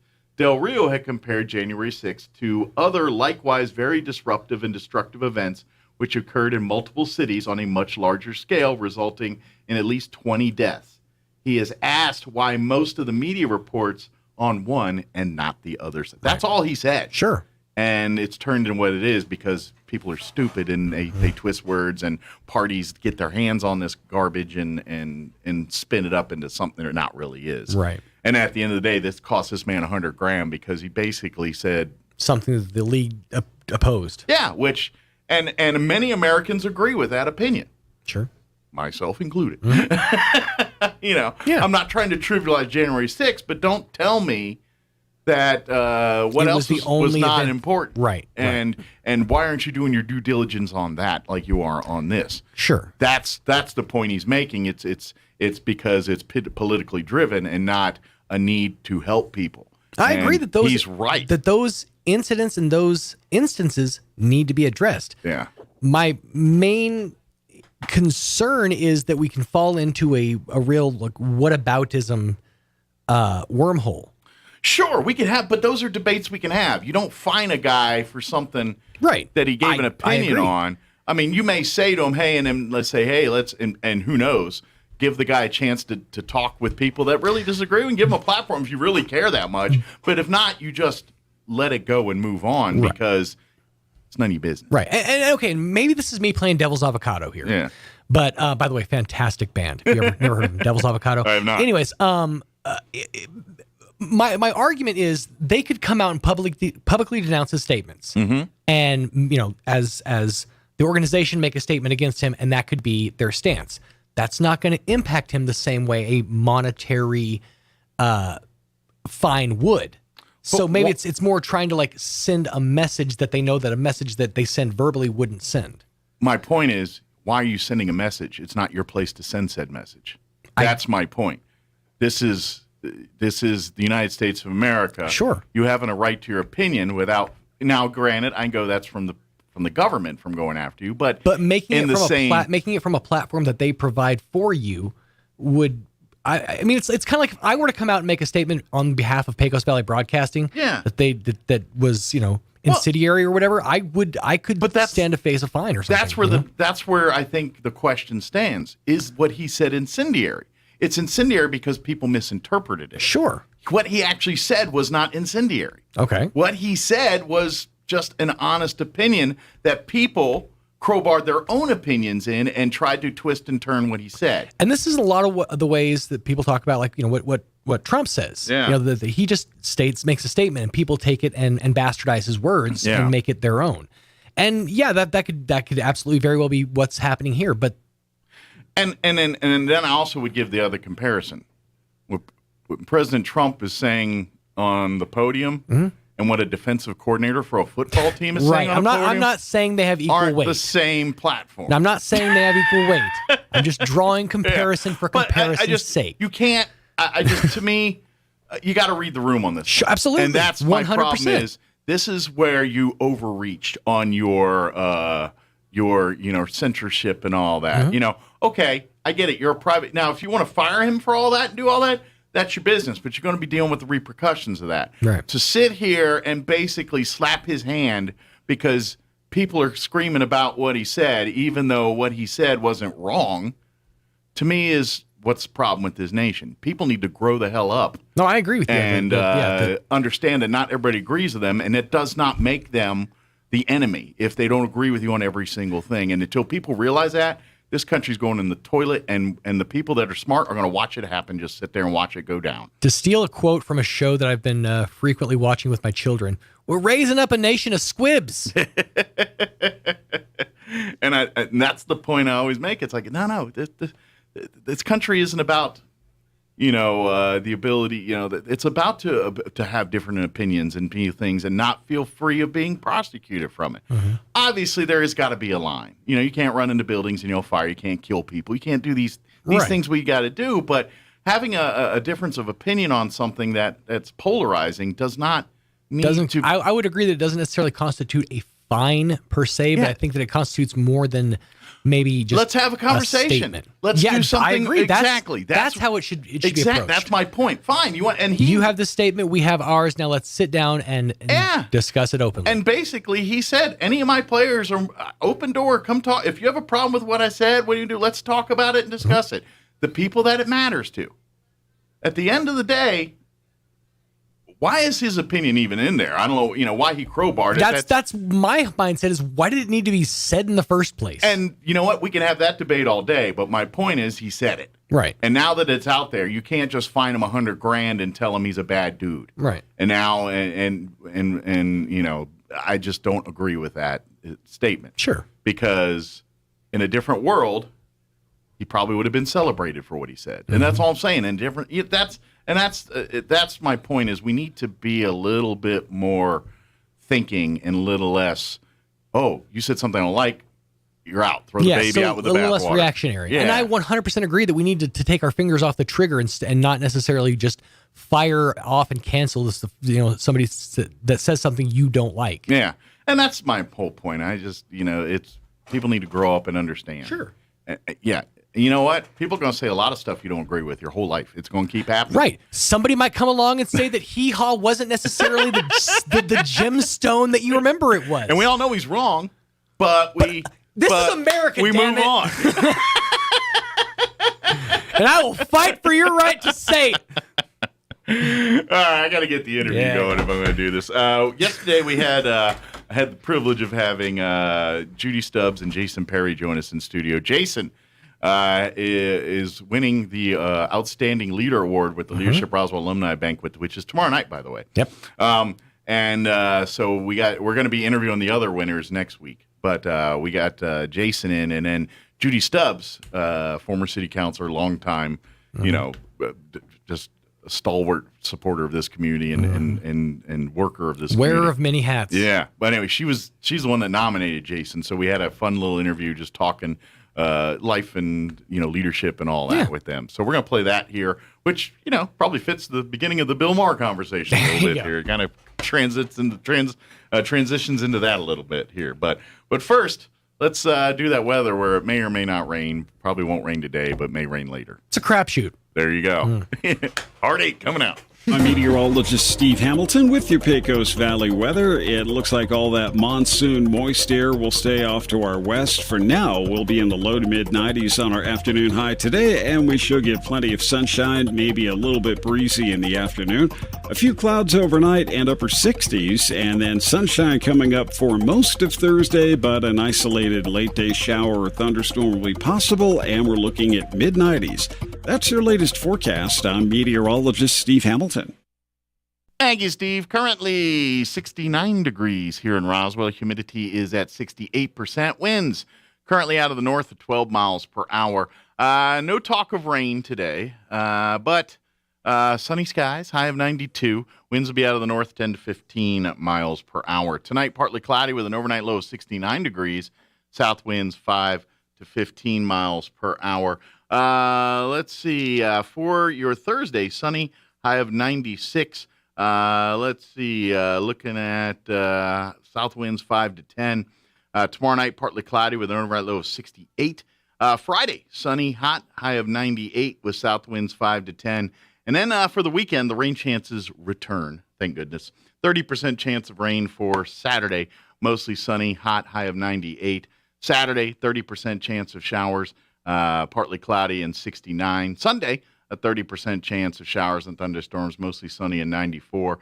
And then Monday, when you head back to work, a 40% chance of showers and thunderstorms, mostly sunny and 91.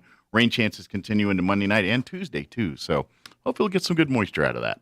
All right, 8:19, we're going to take a quick break, and then we're going to play that interview I was talking about with Jason Perry and Judy Stubbs on the other side. Don't go away. You're listening to Mornings with Mike Winters. Time for the 86th Annual Lee County Fair and PRCA Rodeo, July 29th through August 6th at the Lee County Fairgrounds. This year, it's all about honoring our heritage. Come enjoy the Arts and Crafts Showcase, the Carnival, Extreme Bulls event, the PRCA Rodeo, the livestock shows, commercial vendors, and some of the best fair food in the state. And of course, the concert series with Ramon Ayala y sus Bravos del Norte La Leyenda, Friday, July 29th at 7 p.m. Tuesday, August 2nd, Randall King takes the stage at 9:30. Mirror, mirror on the wall. Wednesday, August 3rd, it's Zach Williams at 9:30. Thursday, August 4th, don't miss the Randy Rogers Band at 9:30. Friday, August 5th, it's Joe Nichols at 9:30. Yeah, tequila makes her clothes fall off. And Cody Johnson on Saturday, August 6th at 9:30. Admission is free Sunday, Monday, and Wednesday all day and every day before 5. $10 for adults, kids 6 to 12, $5, and 5 and under are free. More info at leecountyfair.net. See you at the Lee County Fair, July 29th through August 6th at the Lee County Fairgrounds. This is the moment you've been waiting for. You've convinced yourself it's warm enough to swim in your pool for the first time this season, even if the temperature still carries a hint of fading cold. Who cares? You've paid your winter dues. With hours inside and too much pie, it's time to open your pool. Barbecues, suntans, and games of Marco Polo. Here you come. The only question is, how ready is your pool? It has been waiting patiently for this day too, ready to make your neighbors drool. If you rely on BioGuard products, get ready to slap on some sunscreen and fire up the grill. Not only does BioGuard provide simple solutions, they also have expert dealers who can help you be the best pool owner you can be. Because when your eyes sparkle at the side of your pool, they should always return the favor. Visit your BioGuard dealer at Mays Lumber, 115 South Virginia in Roswell, and start the season off right. We cut to order, special order, products old and new. You can count on Mays Lumber Company. The blowout is on.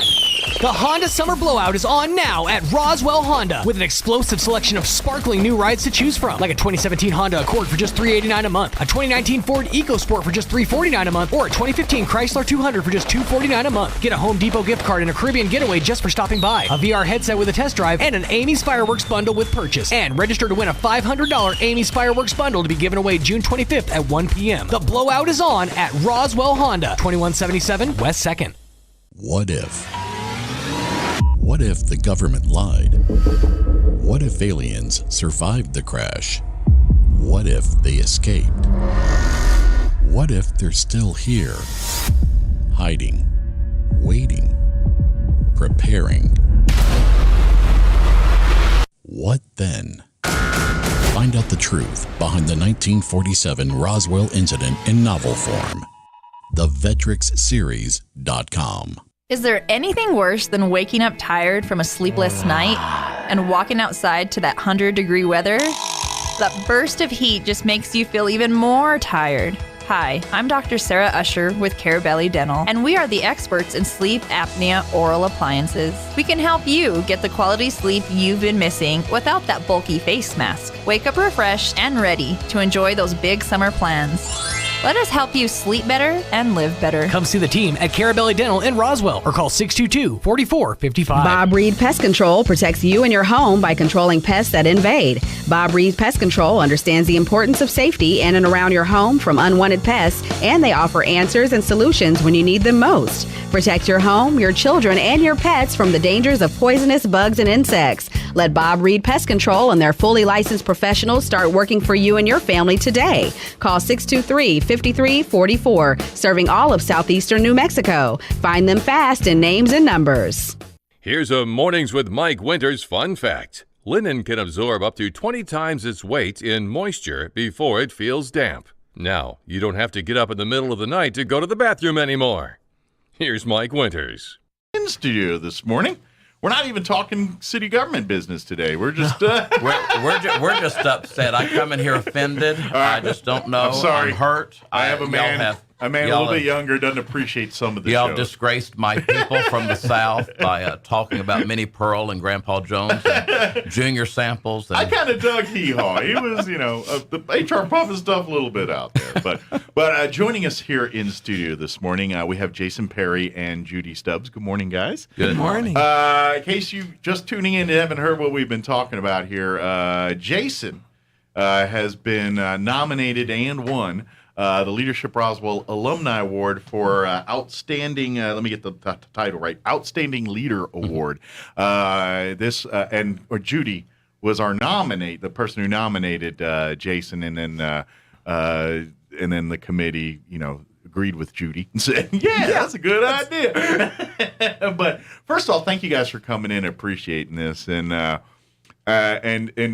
made a joke but not a joke, actually. The end of last hour was, this is kind of the pot calling the kettle black here a little bit, because either one of you are, as far as service to this community, it's like, no, you are, no, you are, no, you are. So either one of you could be the person here that's receiving this award. If I can interrupt you, Mike, I actually have won it. See, there you go. So matter of fact, Amy was talking about your involvement in Leadership Roswell, and part of the, or Elaine was, I think, actually, and talk about your alumni as well and everything else too. So I actually, you know what? It was Greg Lettingham and myself. That sort of tells you how long ago that wrote the bylaws for the Alumni Association. Okay. Got them passed in 1995. Nice. We haven't changed them since. I'm just kidding. No, they've been changed several times, but that's fine. But it's a good organization. It is, and that's something. And I think we did the honors and stuff we're talking about. I won't get more into this, but at the end of the day, the next class for Leadership Roswell will be firing up here in the end of the summer. Right. The end of July here, the nominations are being taken now for that next class. I think you got the end of July to get those turned in. So. And if you've been considering signing up for Leadership Roswell or know someone that would be an asset to do this, please look into it. I will say this, don't wait till like the day before to fill out your application. It is an application that requires a little thought. They don't want yes, no answers. And I mean, if we wanted that, we'd let everybody in. And it is limited to 30 people. And I'm telling you, more than 30 apply. So please start putting your applications together, and maybe you could be a part of the class here in August when it starts back up. But good. That being said, Thursday night, I keep my day ahead of myself here, the Leadership Roswell Alumni Association is having their annual awards banquet. Unfortunately, we've been able to do a real version of this the last couple years because of COVID. But this year, it's back to the traditional, we're going to all meet and have a nice meal together. Elaine told me last hour, but this is only good for like today. You can still get a ticket, and I think they have a table left. A table. So if you want a table, they got a table. But if you want individual tickets, they can still get today. Today only. Call Elaine direct or text Elaine direct, 575-626-2640, and then you can get a ticket or two. Usually, or a table. Yeah, or a table, or just to get the table. Bring a friend, and or the spouse that may or may not be mad at you right now. But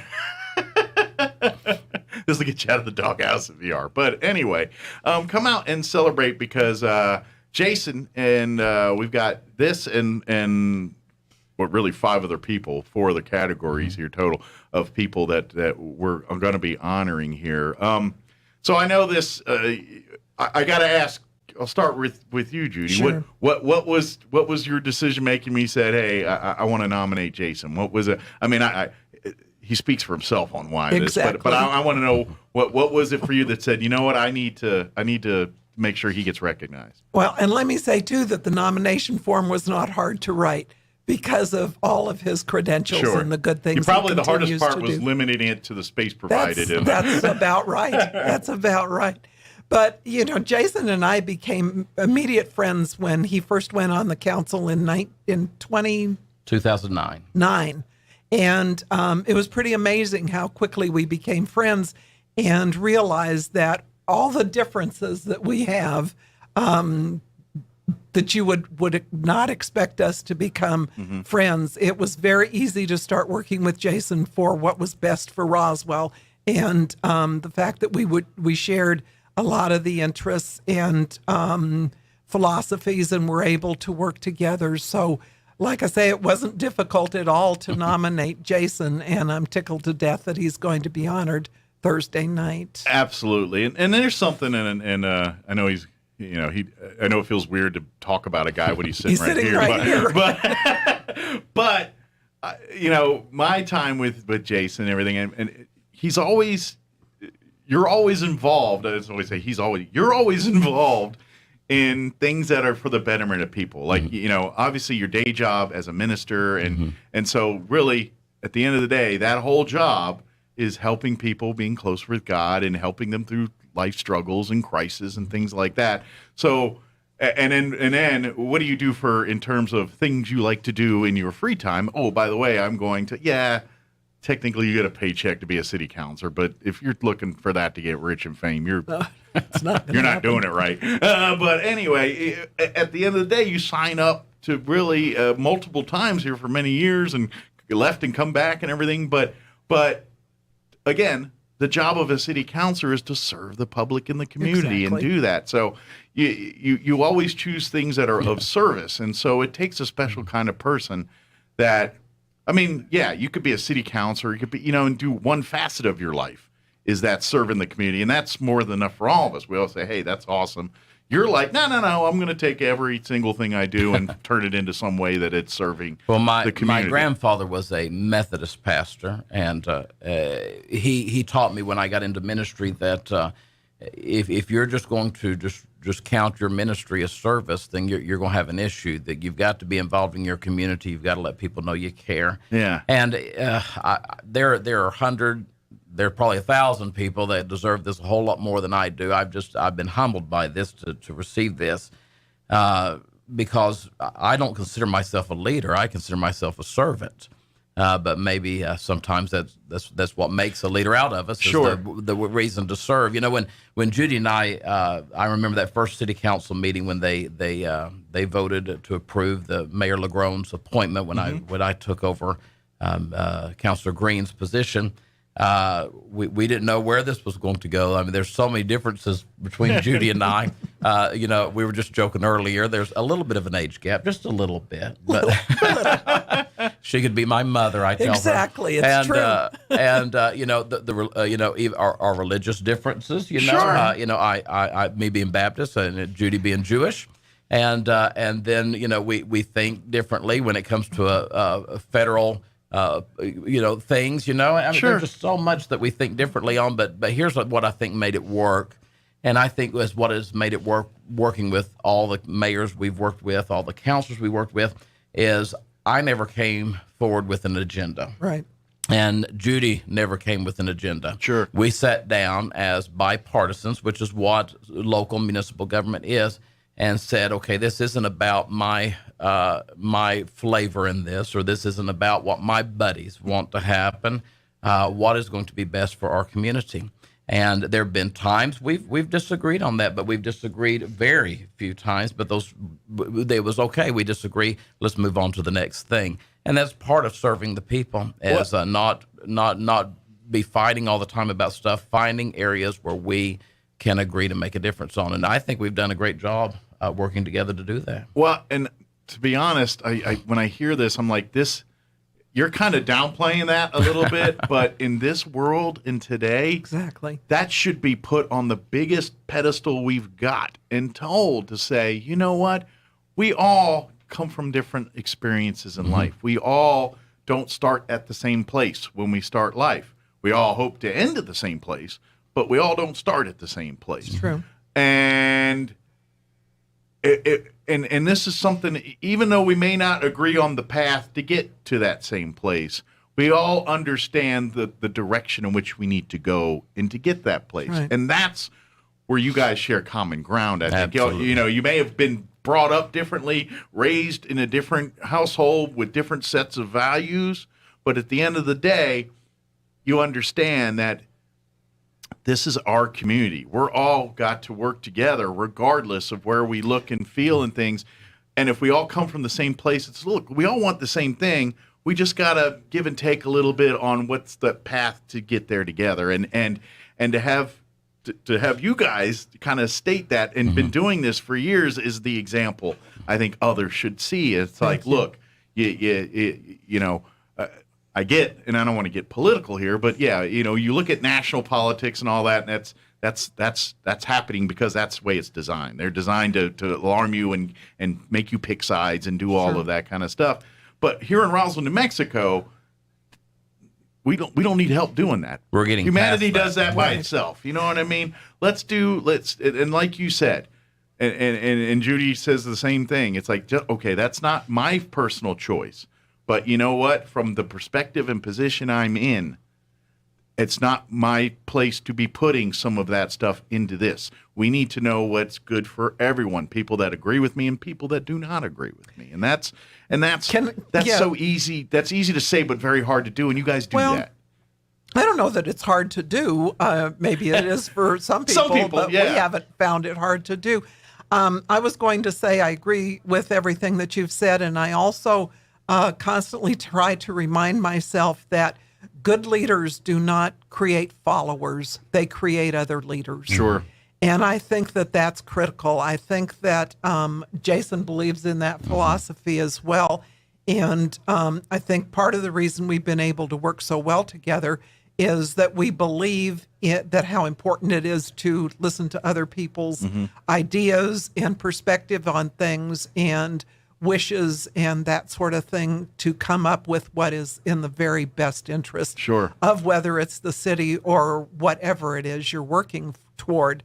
Like Jason said, neither one of us have ever had an agenda other than to do what's good for the community. Yeah. The very best thing we can for the community. And I think that's what creates leaders too. Leaders, we've seen leaders in other countries that are not trying to create other leaders. And I think that that's really a beautiful thing about this country and the form of government that we've represented. Absolutely. And that's where, when we talk about passion, passion's a good thing. You want that, but you've got to understand how to harness, handle, and use it. That's where, because let's face it, you guys are passionate people. You wouldn't be sitting here. You wouldn't have committed to the service that you've committed to and the service you're going to continue to, because I know both of you guys are going to keep doing stuff. But you know what I mean? It's one of those things. But because of that passion there, that's why you have it. And that's the passion we want to talk about.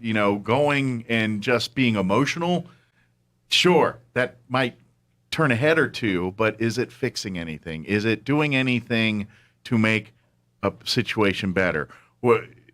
Making awareness of a problem, yes, that's important, but when you make the awareness part of the problem, that's when you're like, okay. Well, and that's part there again of leadership when it comes to a position like city council. Yeah. And we've had some phenomenal counselors that we worked with through the years, and I can't think of one that I've worked with that didn't learn something from. We've not always agreed, or buddied up, if you would, been the poster child for other causes, some of that. But when you're on a council, it's not about, and I think that some struggle with this from time to time, it's not about what can I do to keep this from happening, or what can I do to keep that from happening, or well, what's next on the agenda? We've had, I'm just waiting to see what we need to do next. It's about being ready to say, what does our community need? Right now I'm working on, and it's going to be discussed in the legal committee, a ordinance on massage establishments. Okay. We've got some phenomenal people here in Roswell that are licensed massage therapists. They're doing a great job. They're bringing something and providing something to our community that we absolutely need. Sure. Then we've got some places that are popping up that may not be offering the same shady, services, and I'm just going to leave it like that. Understood. And so, what do you do in those situations? Yeah, Well, how do you protect from the shady without... You don't create an ordinance just to have an ordinance. Sure. You don't just create law just to have law. You want to find a way that's going to balance, that's not going to make it hard on those that are doing it correctly, but at the same time try but instead of just sitting there saying, well, I don't know, there's not much we can do about it. Part of leadership is just, putting the pencil to the paper and researching. And I remember Judy and I talked about this after this happened. When I first went on, I asked Mayor LaGrone before I accepted the position, I said, how much time I'm going to have put towards this? You know, I've got a bunch of children. I don't know if you've noticed, you know, and the church keeps me busy. And at the time I was with the Noon Optimist, which is no longer, now it's just the Sunrise Optimist, and a Rotarian and different. And I said, you know, what, how long? He said, well, just talk to some of the counselors and find out. Well, I called a few. And they're like, oh, you know, maybe an hour a week, maybe an hour and a half. You know, it's really not that bad. So I thought, man, I can do this. Sure. Well, then when I got involved, I was, 15 hours, 20 hours, 25. And I was like, this is crazy. And Judy had to remind me it's what you put into it that's going to make it what it needs to be. And you're absolutely right. And to be honest, to do the job right, that's how it's happened. And so when someone can give you, and I'm not trying to bag on people or anything else, but when someone says, oh, about an hour a week, it's like, yeah, that's bare minimum. Yeah. You know, that's the thing to check the box to say that you are what you are.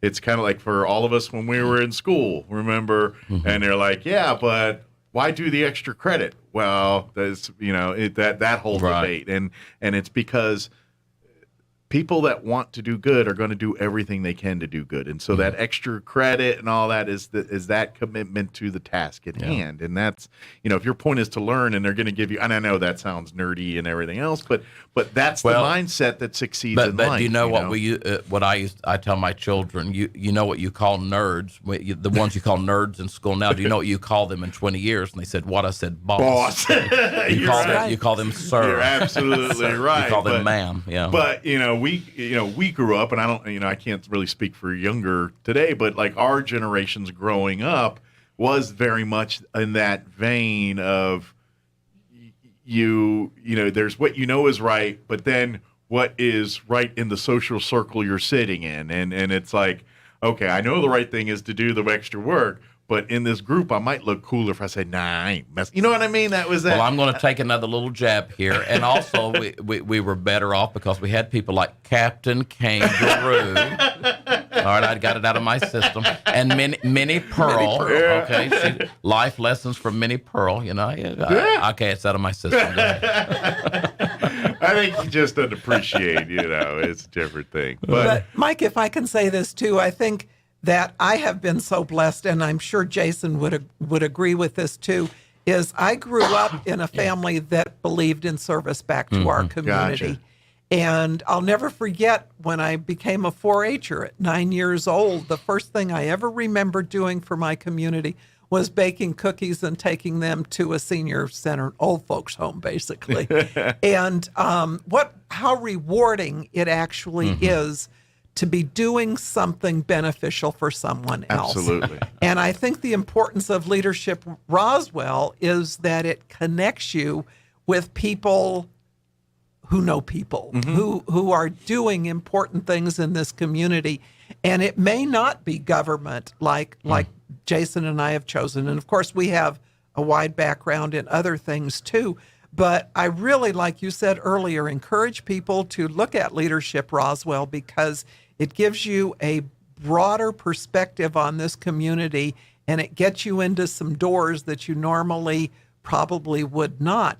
And how important that is in becoming a leader in your community and just being the type of human being that I think we all really strive to be. Absolutely. So, I appreciate that the Alumni Association has continued extended learning for those of us that have gone through the program and continued these awards, because I think it's really important to look at the background of people that win these awards, like Jason's, and look at how hard it really is to make these decisions, but how wonderful it is when you do. Absolutely. It's one other thing because I look at Roswell as a community here, and I'm kind of like, we've got the best of everything. And what I mean by that is we're a small town, 50,000. We still have that, that feel of, lots of same people in circles and, someone from multiple different things. And I love that feel of a town. But because of us being on an island with 3 hours in any direction to go near, we're a city of small size with the amenities of a much larger city, with our own, jail and the zoo and just all the things we have here. So we kind of got, and it brings good and bad problems, but I think in the end of the day, we still get to have that family feel. Everyone knows you can walk into a store, hey Joe, hey Sue, how you doing today, whatever it is. But at the same time, if you want the more convenience of stores and just amenities, we don't have to drive 3 hours to go to an airport, do we? We've got one in our backyard. People in Artesia and Carl, they're coming up. But I mean, we got a good thing here. And I think that's what makes it so special, is because you need almost an interesting group of people to run that, because you've got to have that local mindset of mom and pop. It's an interesting group of people. But you know what I mean? We all are. But at the same time, you got to be with it enough to talk the big city lingo. And so yourselves and your counterparts and associates have a unique situation. And I think part of leadership is I don't know how many I have worked with through the years. I probably ought to count it up. Judy, you were telling me, how many counselors have you worked with? Since over 80. Wow. Over 80. Yeah. And a great number of mayors and stuff. And, every turn of elections, there's something different. The voters seem to desire something, so you take that into account, and you have new people to work with, and they're trying to learn, and they're trying to see, what is your agenda? And it takes some folks a while to figure out, okay, he doesn't have an agenda, let's just work together. Sure. It takes time, but the great thing that I have found is not once so far have we not found a way to take and put 10 people together, and then a mayor 11, and make it work. Sure. And make it work. I'm curious, just curiosity. This is my own personal gee whiz curiosity. Do people automatically label you because they say, he's a Baptist preacher, he's going to think X, X, and X, and then you start talking with your city councilor hat, it isn't the same hat as Baptist preacher hat. I had a constituent call me concerning the cannabis. And they started very upset, and and as they started talking to me and discussing what we had done, they started to get it that I recognize it's legal. It's legal, and there's nothing. And by the way, I am only one of 10. That's all I am. Sure, that's all I am. Being mayor pro tem doesn't mean anything.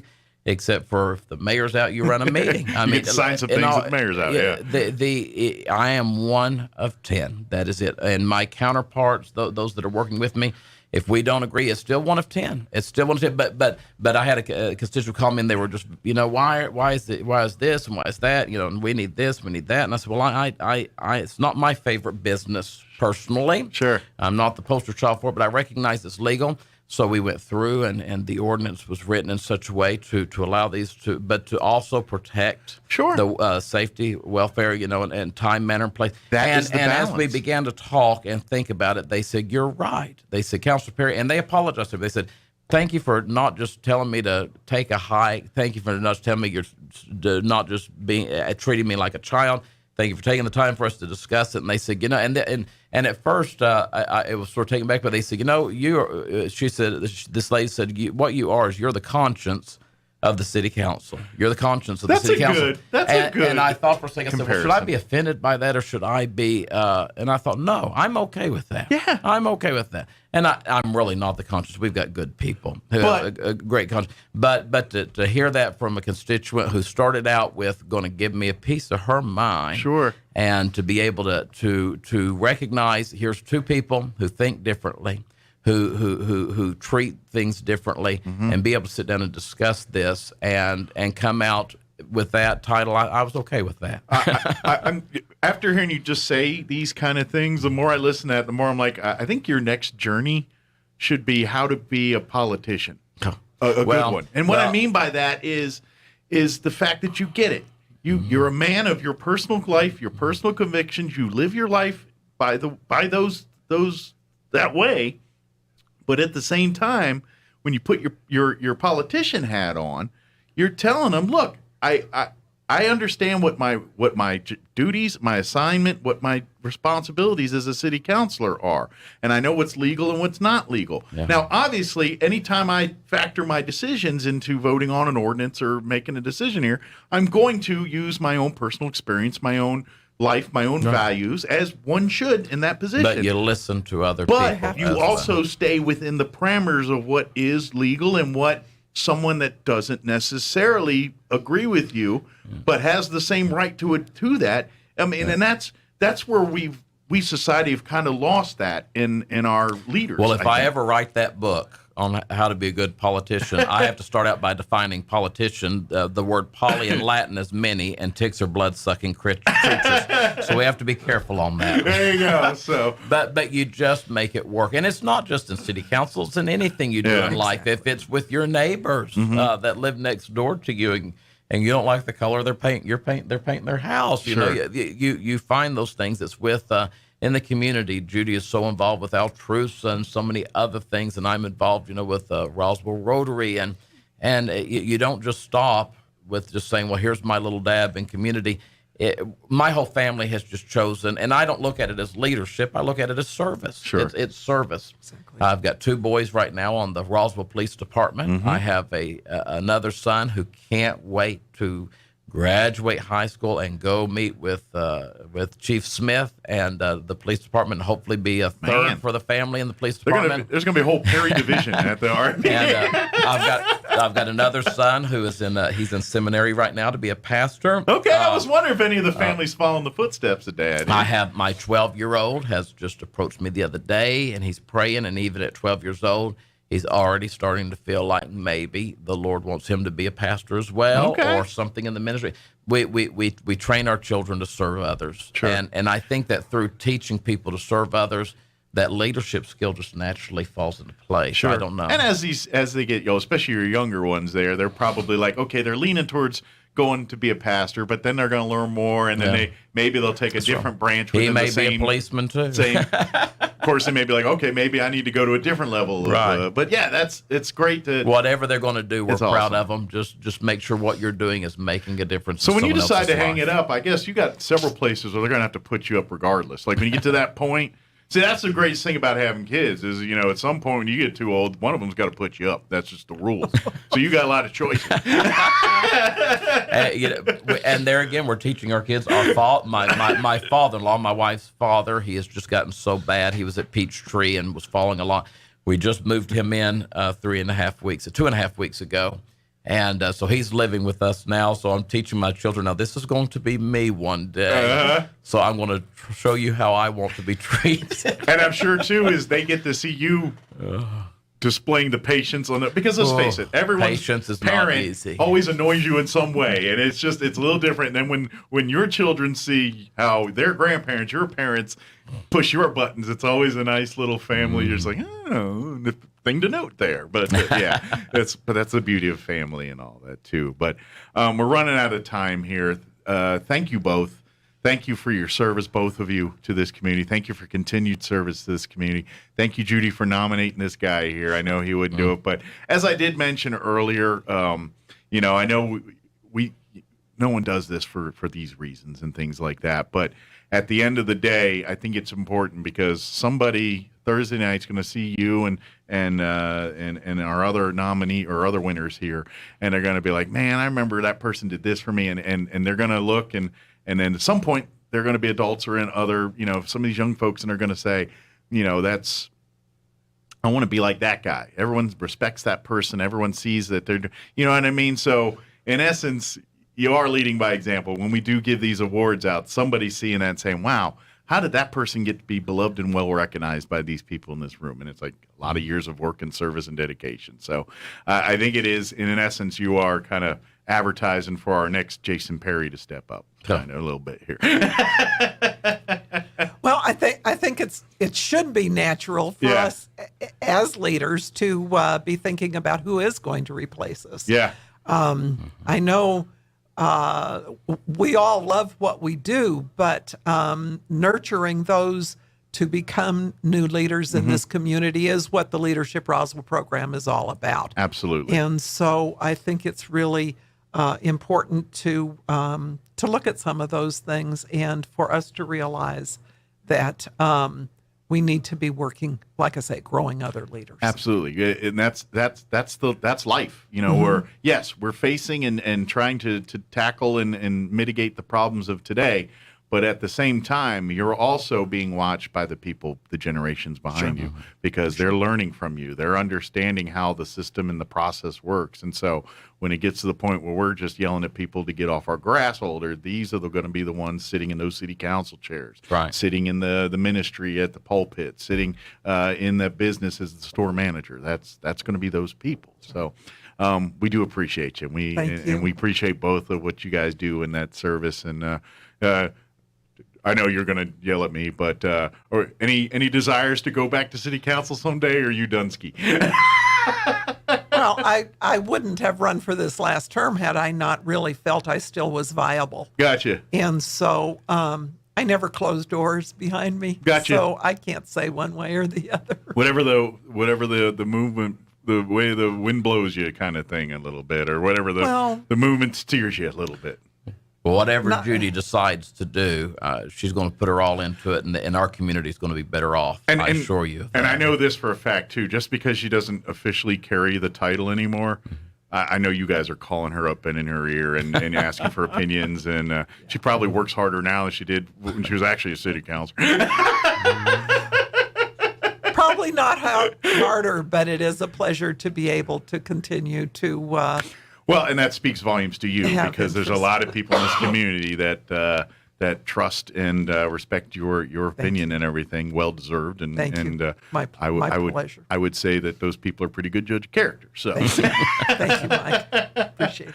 Thank you both. We'll see you on Thursday here. Good. That's right. And folks, like I said, call Elaine real quick, like right now, actually. Give her a call if you'd like to get tickets to Thursday's dinner, 575-626-2640. It is 6:30 p.m. this Thursday night at the New Mexico Military Institute in the VMV Hall. Like they were mentioning earlier, come off of Kentucky. You'll come, they'll have traffic. I mean, if you come off Main Street, you're probably going to get a little turned around. Yeah. So come off of Kentucky. It's by the dining hall and all that there. So across from the dining hall. But again, reach out to Elaine. Call or text 575-626-2640. So very good. Well, thank you guys. Thank you so much. Have a great rest of your day, and we'll see you. We'll see you here on Thursday. Thank you so much. All right. And I'm sure we'll see you back on the radio from time to time. You guys are always pretty busy. So. With the Wall Street Business Report, I'm Bill Alexander. Kellogg Company, the maker of Frosted Flakes, Rice Krispies, Pringles, and Eggo, will split into 3 companies focused on cereals, snacks, and plant-based foods. Kellogg's, which owns plant-based food brand Morningstar Farms, said Tuesday that the spinoff of the yet-to-be-named cereal and plant-based foods companies should be completed by the end of next year. Kellogg's had net sales of $14.2 billion in 2021, with $11.4 billion generated by its snack division. Tens of thousands of railway workers walked off the job in Britain on Tuesday, bringing the train network to a crawl in the country's biggest transit strike for 3 decades. About 40,000 cleaners, signalers, maintenance workers, and station staff held a 24-hour strike, with 2 more planned for Thursday and Saturday. Compounding the pain for the customers, London Underground subway services were also hit by a walkout on Tuesday. For the Wall Street Business Report, I'm Bill Alexander in Washington. No doubt about it, summer is a time for family fun and adventure. And whether it's a drive across the country for an epic vacation or a drive across town for epic ice cream, you have to have a vehicle you can depend on. A vehicle that's comfortable for the whole family and all your gear. That's why you should begin your summer adventures at Roswell Ford. Here at the Tailgate Nation, you'll find southeastern New Mexico's largest inventory of exceptionally nice pre-owned cars, trucks, and SUVs. All have survived a rigorous 139-point inspection, and Roswell Ford even gives you a 3-day money-back guarantee. So where do we get such great pre-owned vehicles? Well, Roswell Ford is always looking for gently used cars and trucks. If you have one you want to sell, we'll make you a cash offer on the spot and give you a week to think about it. Cross town or cross country, get your summer adventures started right with an upgraded ride from Roswell Ford, the Tailgate Nation, at the corner of 9th and Main, the official sponsor of Summer Fun. Pressure Services LLC in Artesia has immediate openings for experienced vacuum truck, kill truck, and hydrovac operators. Operators must hold a Class A CDL or Class D CDL, at least 2 years of experience, and be at least 25 years of age. All positions require a clean driving record and must be able to pass a DOT drug and alcohol screen. Pressure Services offers great pay with IRA benefits and employer contributions toward health benefits. Please apply in person at 402 West Main in Artesia, inside the Age Safety Facility. Equal Opportunity Employer. Good morning. Start your day with breakfast from the Valley Cafe. Try the Breckwich, full or half, with sausage, crispy bacon, fluffy eggs, pepper jack cheese, and maple Dijon spread, all served on a toasted sourdough. Or their breakfast burritos with your choice of sausage, bacon, or both, perfect to grab and go. You aren't dreaming. The Valley Cafe, open 7 a.m. The Orange Building across from Church on the Move, 801 Brasher in Roswell. Your home for Coast to Coast AM in Roswell, 106.5, Roswell's Talk FM, KEND, Roswell, New Mexico. News this hour from townhall.com. I'm Rich Thomason. Senator Tom Cotton is no fan of the gun control bill drafted by a bipartisan group of his colleagues in the Senate. Concerned about red flag provisions, the Republican senator from Arkansas says the measure is clearly in need of work. There's no structural limitations to ensure that law-abiding Americans have due process protections. There's only general, vague language left to the discretion of Merrick Garland and Vanita Gupta after what they did, for instance, on sicking the feds on school board or parents attending school boards. I'm simply not willing to do that. Speaking to the Salem Radio Network, Cotton says the bill will not stop violent shootings by deranged criminals. And he writes that stopping gun violence starts with more funding for police and tougher sentences for criminals who violate gun laws. President Biden pressing Congress for a 3-month suspension of the federal tax on gasoline and diesel fuel. Revenue from the 18 cents a gallon federal gas tax goes to build and repair highways and roads. But the president says there would be little negative impact if there was a gas tax holiday. It will have some impact, but it's not going to have an impact on major road construction and major repairs. The president pointed to the $1 trillion infrastructure bill as a major reason why. He said he'll make a decision by the end of the week. Greg Clugston, Washington.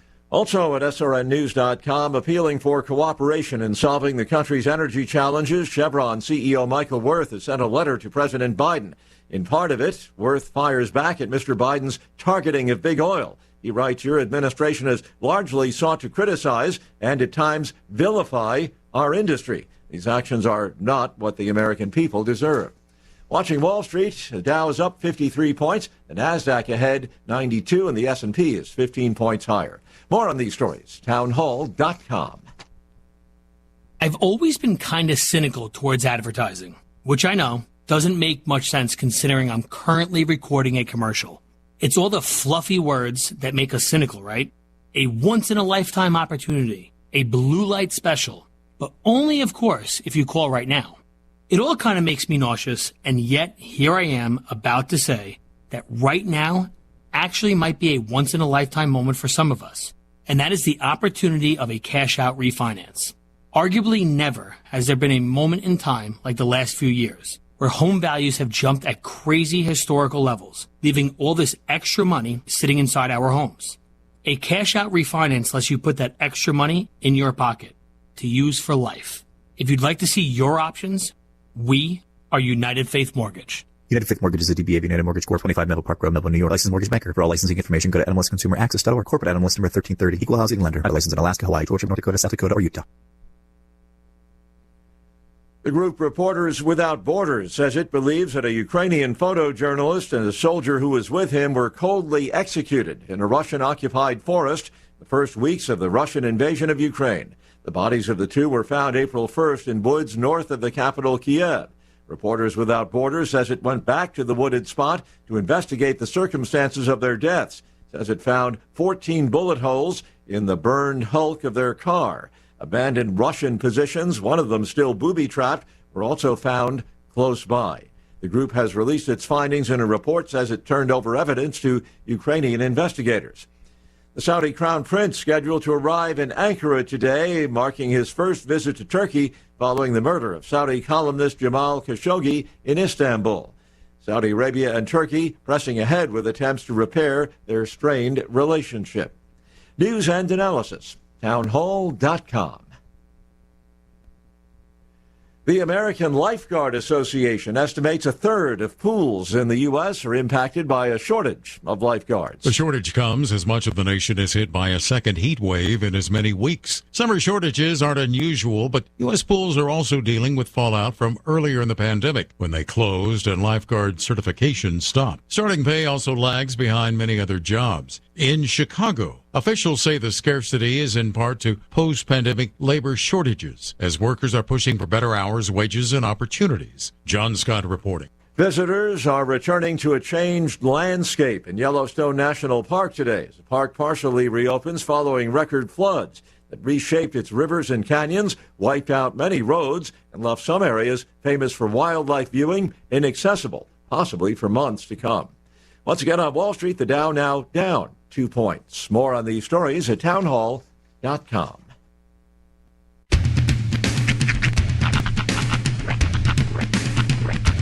What in the wide, wide world of sports is going on here? I promise you, whatever scum did this, not one man on this force will rest for 1 minute until he's behind bars. Now let's grab a bite to eat. Yeah, come on. I feel the hot wind on my shoulder and the touch of a world that is older. I hit the switch and check the number. I leave it on and then I slumber.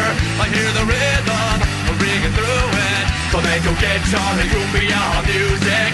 I hear the talking of the DJ. The travel witch and what does he say? I'm on a Mexican radio. I'm on a Mexican world radio. Broadcasting live from high atop the J.P. White Building in downtown Roswell, New Mexico. It's Mornings with Mike Winters on 106.5 Roswell's Talk FM. Is that what I sound like when I talk? Now, here's your host, Mike Winters. And good morning. It is 6 minutes after 8 o'clock or 9 o'clock. Welcome to hour number 3. Tracing Yarnels. Mornings with Mike Winters right here on 106.5 Roswell's Talk FM. Happy Wednesday. Hope your Wednesday's going well. Yeah, sun's starting to come out. Sun is out. Still some clouds, but the sun is out. Sun's out. Guns out. There you go. So, are you ready for warmer weather? I mean, as ready as I'm going to be. Yeah. The good news is it's not going to be insane. From what I've seen, I just actually checked it to the 10-day. I think the day we get there is the worst. It's 106. It's 104 on Friday and 105 on Saturday. So that'd be chilly. Yeah, well, I mean, it's what I was used to dealing with here. It's still going to suck, but, it's going to be okay because I'm going to have a yard mark. He's going to be within steps of drinks anytime he wants. Yeah, we got pretty much everything mapped out. I mean, as much as you can. I wanted to go into this with a little bit of spontaneity just because, it's Vegas. You don't know what you're going to see. You might want to have your attention drawn elsewhere for a second. But I think it's pretty solidly regimented to where we're going to have something to do most of the time. Good. Yeah. That's a good thing. We're keeping busy. I just had a thought. I don't know how you work it out because it's a lot of logistics, but I think somebody in Vegas should figure out how to do what cruise ships do and just have an soft serve ice cream machine set up at random places on the strip where you can get free ice cream whenever you want. I would venture to guess that there is at least one resort in Vegas that does that. I don't know. I don't know for sure, but I would bet there is. Here's the thing. It's been years since you've been on that cruise. Yeah, a couple years.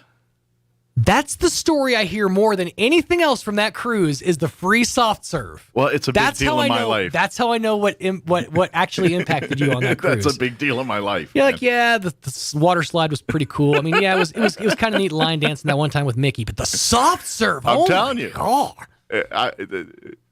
How awesome is a world where you walk like a block, and then someone says, "Hey, would you like an ice cream cone?" Yeah, I would love an ice cream cone. As a matter of fact, I would. And then you go another block or two, and someone else is like, "Hey, would you like an ice cream cone?"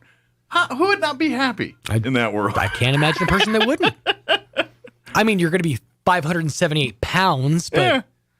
now, granted, if you're power walking, maybe you're burning off. That's like why it half only of works in vacation destinations. Right. It doesn't work. Like if that was my daily life, I would have died years ago. See, that's the thing is, I've eaten poorly to afford this trip. Like Yeah. I've been living on like ramen and stuff, so I'm really looking forward to actually enjoying like a real meal for a change. Legit poorly. Mm-hmm. Like not. Well, okay, when I have my kids, poorly nutritionally, not poorly Both. financially. Both. Like ramen. I think I had spaghettios. Well, I mean, when you go to Vegas. Oh yeah. Because I ain't no health food spa buffets hanging out at No. Here's I'm gonna find quinoa wrap I'm gonna buffet. find the most sketch street meat I can find. Bury my face in it. By the way, where is that? Street like meat? the vegan health food all you can eat buffet where it's a bunch of lettuce wraps and things like that. I gotta. Do you remember sweet tomatoes? I don't care. There's vegans that are gluttonous too. I don't care. I'll what tell they you. say. I'll tell you what it is. I don't think this place exists anymore. But when I was a kid, not a kid, like a young, try our lentil soup young bar. teenager, we went to this place in Albuquerque. We used to go to this place all the time. It was my parents' favorite place to go out to eat. Mm-hmm. It was called Tegmeyer's Salad and Such. Okay. And they had it was a salad bar. I know they got the soup and salad bar places. And this one was known because they would have like some rotisserie chicken stuff every now and again, or like, they would have like some protein, but it was specifically they had phenomenal soup and amazing salad. And we used to go there all the time. Sure. I would appreciate that now older. Sure. But it is funny that I just think I'm surprised some entrepreneurial type hasn't been out there and said, I'm going to make like your standard buffet to bring, you know what I mean? It's just like that bean level sprouts of quality. Yeah, but it's all like quinoa and bean sprouts and things like that. That would be kind of ironically funny to me. I would reckon that we're probably not too far off, maybe a few years off from a place like you're describing. Yeah. But with replica food. You know what I'm saying? Like plant-based versions of your Impossible meats. Yeah. So like you're going to have like your steak carving station, but it's going to be like your Impossible steak carving station or whatever. Yeah. Maybe. But I could see like Vegas as a place where you'd set up shop for a place that's literally the gluttonous buffet of which most humans like, even though there's a few that say, oh, no, you elbows deep when no one's looking. Yep. Don't act like you're not. And I just think if you put I just think there might be a niche market there where people would do it. And then you, of course, you'll get the gluttonous people trying things like myself that would try things that are out of their radar because, like, well, at least I can eat all I want of it. You know what I mean? I think and who knows? There might actually be gluttonous people like me that learn healthy things that you can eat more of in gluttonous ways and not be impacted as bad. Do you know you could just eat handfuls of bean sprouts just by the fistful, never gain an ounce. Fine. Or pleasure. You don't enjoy yourself. But I'm just saying. That's like when people say that celery is a negative calorie food. It's because, I'm negative when I'm eating it. I'm sad about this. Put some peanut butter on it, make it better. Or pimento cheese. Dude, I haven't had a good pimento in so long. Yeah. Oh, I love pimento cheese. Well, here's the problem. So this is sort of pimento cheese bar. When I went keto, they had this like version of pimento cheese called palmetto cheese. Okay. And it's not the same. It's not the same. It's replica. They tried, but it's not the same. Is it not good? It's not great. Okay. I didn't know if it was like an alternative that you're like, woo, it's a different. You would think, because they put a lot of, real ingredients. It's quality made, but it just didn't scratch that itch. Huh? No. Okay. It was like somebody took a bunch of like shredded cheese and put it in a mayo. It was very weird. Okay. So pro tip, if you got craving for pimento cheese, don't get palmetto cheese. Nope. You scratch that itch with pimento or you go away. It's the only thing that'll work. Because I'm one of the few people, my wife and I actually both, we do get an itch for pimento cheese. Yeah. I haven't in a long time, but I really do like it. What's a pretty tasty sandwich that I've learned after holiday leftovers?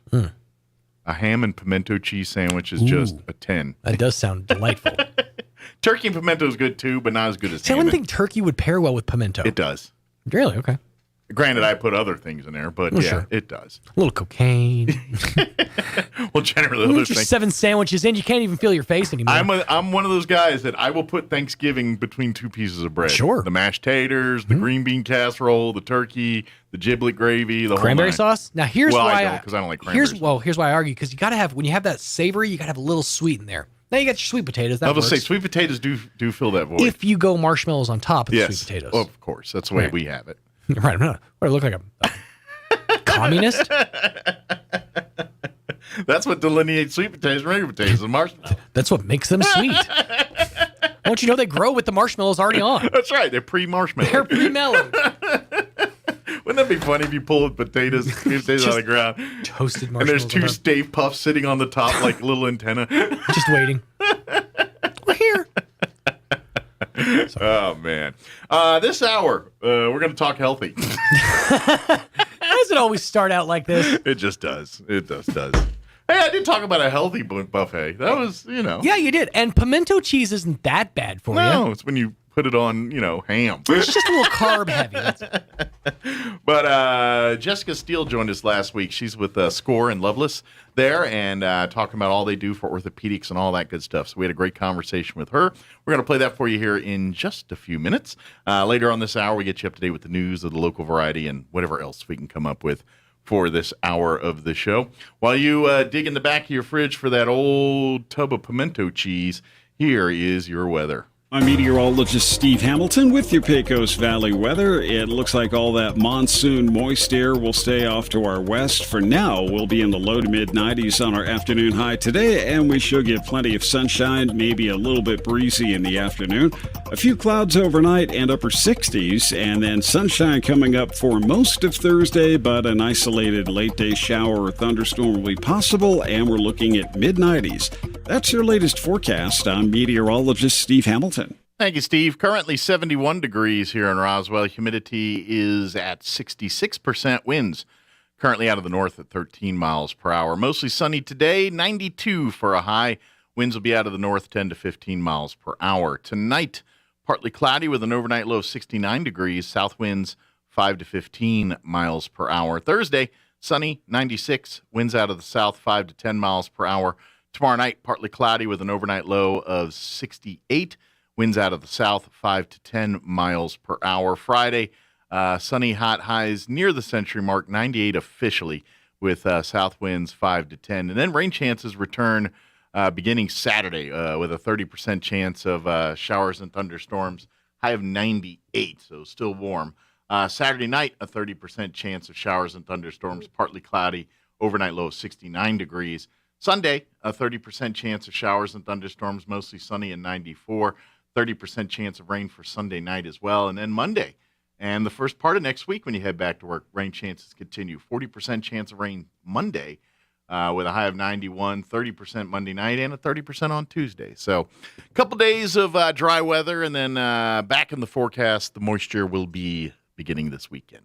All right, it is 9:17. We're going to take about a 3-minute break here, and then we'll play our interview on the other side with Jessica Steele with Loveless and SCORE Orthopedics. Don't go away. You're listening to Mornings with Mike Winters. The blowout is on. The Honda Summer Blowout is on now at Roswell Honda with an explosive selection of sparkling new rides to choose from, like a 2017 Honda Accord for just $389 a month, a 2019 Ford EcoSport for just $349 a month, or a 2015 Chrysler 200 for just $249 a month. Get a Home Depot gift card and a Caribbean getaway just for stopping by, a VR headset with a test drive, and an Amy's Fireworks bundle with purchase. And register to win a $500 Amy's Fireworks bundle to be given away June 25th at 1 p.m. The blowout is on at Roswell Honda, 2177 West 2nd. Pull! Shooters, get ready. The H.F. Sinclair Charity Freedom Clay Shoot is set for Saturday, July 16th at the Eddy County Shooting Range. Deadline to register is July 11th. 1 in 4 shooters win, with one winner drawn from each team. There's a big silent auction and fantastic prizes. A shotgun, rifles, pistols, coolers, smokers, and more. All shooters receive a gift and lunch, Friday night lights, and 5 stand shoot, plus a cookout is optional. Register online at artesiachamber.com. All proceeds benefit local Boy Scouts and community impact programs. Oasis Computer Computers has been Roswell's trusted source for home and small business computers for over 30 years, and they continue to be your best resource for computer repairs, operating system upgrades, web root managed antivirus, special orders, and more. Oasis Computers is now open from 8 to 1, Monday through Friday to better serve you. Service calls by appointments and after-hour appointments are available too. Stop by Oasis Computers at 1703 North Garden or call or text 575-625-9141 for even faster service. This July, Roswell becomes Ground Zero. I'm Clyde Lewis, and you're listening to Ground Zero. The International UFO Museum and Research Center, in conjunction with Roswell's Talk FM, are bringing nationally syndicated radio show host Clyde Lewis to Roswell for the 2022 UFO Festival. Clyde will be broadcasting his show Ground Zero live from the International UFO Museum on Friday, July 1st from 8 to 11 p.m. Join Clyde as we celebrate the 75th anniversary of the Roswell incident. The truth is out there. Summer is here, and it's the perfect time for you to get those wisdom teeth taken care of. Hi, I'm Dr. Sarah Usher with Carabelli Dental. Our experienced dental team is here to provide you the best comfort with sedation dentistry. Wisdom teeth removal can be very intimidating, but not when you're in our office with the experts on your side. We know you want to get to that summer fun, but first, let us get you in tip-top shape. Call us, and our team will help you set up your appointment for wisdom teeth removal. Come see the team at Carabelli Dental in Roswell or call 622-4455. I have a snake for your drain. You might want to step back. Oh no, baby. All AC units moke a little. He's normal. Oh no, baby. Haha, now your sprinkler system's strong like bull. Come on now. Don't let any fool work on your plumbing and air conditioning. Fergalicious. From clogged drains to sprinkler systems, Fergie's Plumbing and Heating is on the job. And who are you going to call for air filters and spring servicing on your AC unit? Fergalicious. Call Fergie's today, 622-2660. Nothing but love. Fergalicious. Here's a Mornings with Mike Winters fun fact. 1 in 3 snake bite victims is drunk. 1 in 5 is tattooed. Hold my beer and check this out. Here's Mike Winters.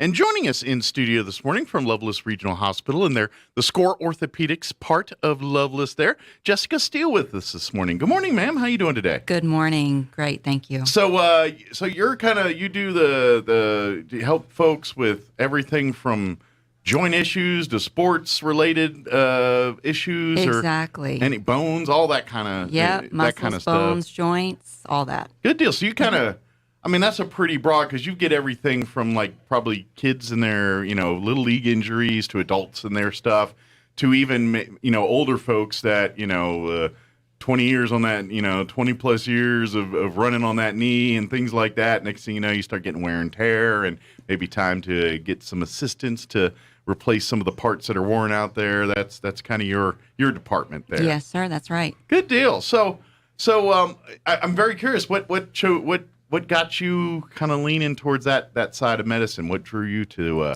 have that interest? So I've always been interested in musculoskeletal care, physical activity, and physical education. And after PA school, that I knew that's the route that I wanted to go to help people with their aches and pains and joints and muscles and bones. Gotcha. I always, knock on wood, although I'm getting in that window of age where I might be needing to see more, because it's just life happens. Knees start hurting, hips start hurting, that whole thing. Mm-hmm. I've been lucky and haven't had a whole lot of those issues, but I always hear that the real, the science and the procedures, you guys, if there's a surgery involved or something to repair something, that's the relatively easy, the easy part of the surgery. Where the real difference is made is what happens afterwards. Sure. That's usually, and anytime I hear someone that has a horror story about a knee replacement or any of those kind of, it's always because generally they didn't follow the aftercare instructions of the medical professional here. The infection happens or the pain's not subsiding, and because 9 times out of 10, anytime there's a joint-related injury, once the part's been repaired, mm-hmm. the follow-on is strengthening and rehabbing and getting that joint back to where it can do its job, as it should before. But It doesn't do that overnight. And if you don't do that work, you're going to have a lot of problems. But am I right? Is that really half the battle with most of the things you do in your line of work? Yes, it can be very intense to do the rehab afterwards. And if there's ever any problem, you can always come see me in the orthopedic clinic, and we get it worked out and we get people taken care of. Good deal. But my best advice to folks is when your medical professional says you need to be doing these, or hey, every day do these stretches or do these these twists, and I know you're looking like, yeah, okay, whatever, but it is the difference between a quicker recovery and a more long, stressful one. Yes, it really that's right. does. Listen to the experts. Yes.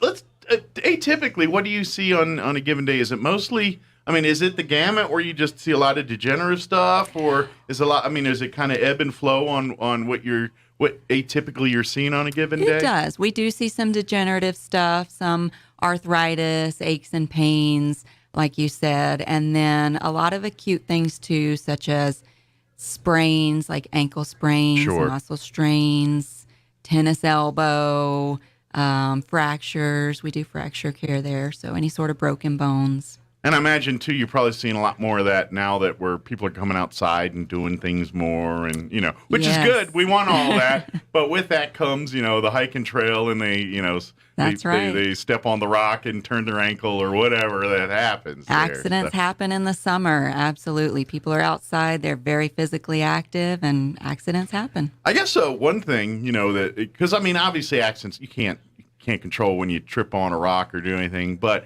one thing I do know is, when you stretch and do a lot, like if you're going to do anything physical, especially when we get older, and I know we get older and you're like, wait a minute, I'm just going to walk around the block. I don't need to do a bunch of stuff. But really doing that kind of stuff probably save you some trips to see you if you kind of do those things before you partake in any kind of exercise. Yeah. Some pre-exercise stretching is always a good idea. And then if you have an injury, if it's painful for you, best advice is a little bit of rest, a little bit of ice, elevation, the old adage of rest, ice, compression, elevation.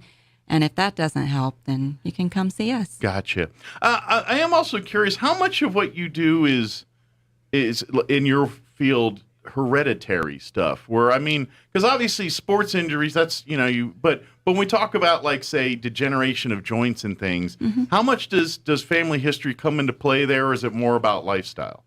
There is a component, yeah. Okay. Yeah, you could, there's a component of family history of bad joints, bad knees, bad ankles. I didn't know if, like, hey, if your dad and your uncle and everybody have bad knees, odds are pretty good. When you hit a certain age, you're probably going to have those issues as well, too. Yeah, that's true. Odds are pretty good that you will. But lifestyle is a big factor as well. Sure. Well, yeah, obviously someone that's more active in things, if they're not doing the proper, stretching and things like that, then odds are they're probably going to have some issues. And conversely, for someone that's sedentary all the time, whenever you do some kind of physical activity, you're kind of overtaxing the areas because they're not used to doing that stuff. That's right. So if you do decide that you need to do some physical, it's all in moderation, and to avoid seeing Jessica here before you need to. Do your stretching and things like that. Yeah, that way you don't have to say. Do your stretching. It might actually be. How much of the, for your day-to-day stuff, is most of it the aftercare stuff, or is it a lot of? Because I imagine, once people have their surgery things, there's a lot of follow-on. Depending on the level of it, there may be some rehab they have to do and things. Do they do that personally through you, or is that through one of the physical therapy people? So post-surgical care, they do see me for follow-up. And then if someone needs physical therapy, they'll go to a physical therapy specialist. So it just depends on the aftercare, whether it's all through you or whether through someone who does that stuff all day. Yes, kind sir. Of thing. Very good. And obviously, so if it's something, probably less invasive or less, cutting open type things, it's probably stuff you can handle right there. But when you get to the point where you're going to surgery for repairing a joint or something, then you're going to go more than likely see the physical therapy folks, because that requires a lot of one-on-one and things like that to get that joint or whatever back to where it needs to be. Yes, sir. But I will tell you this. I know firsthand through my family and things, if you do follow the care and things like that, it does. And And lifestyle comes into play, and I want to give an example with my grandmother. Now, this is a few years ago but my grandmother was she was in her 70s, very healthy lady, but she drank milk. And I'm not trying to be drink your milk, kids, but this lady drank milk every day, well into as a lot of adults aren't drinking a glass. You know what I mean? It's not something common. Right. She did that. Well, in her mid 70s, she fell down the stairs and broke her hip.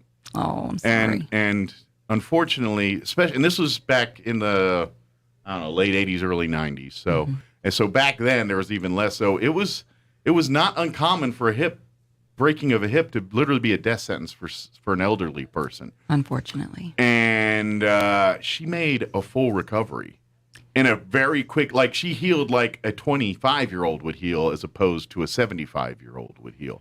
And I don't, I mean, sure, I'm going to throw a little God and a little prayer in there, but the woman drank milk like it was going out of style. And I got to say that had to play a factor. She had all her vitamin D and calcium. That's good. I got to say that had to be a helpful part Yeah. in that recovery and things. So, Good. But please do not take that aftercare for granted.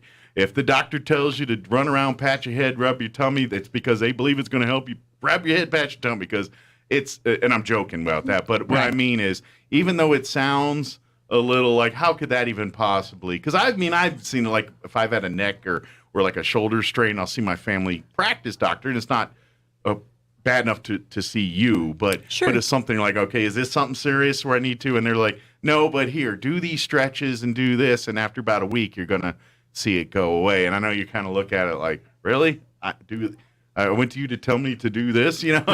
And then, but you do it, and you're like, okay, it actually, and I noticed, like, the days I kind of blew it off, I'm like, all right, it's still, but then I did it, and it was, so please, try, even if it sounds like, okay, how could that possibly help me wiggling my finger or whatever it is? Yes. Or another big one is stopping smoking. Yeah. So that has a huge factor on how your bones and muscles and joints heal. And I imagine most people don't think, because you think smoking, you think of all your lung and all those related, but in case you haven't noticed, your breathing is a very important delivery system to everything else in your body.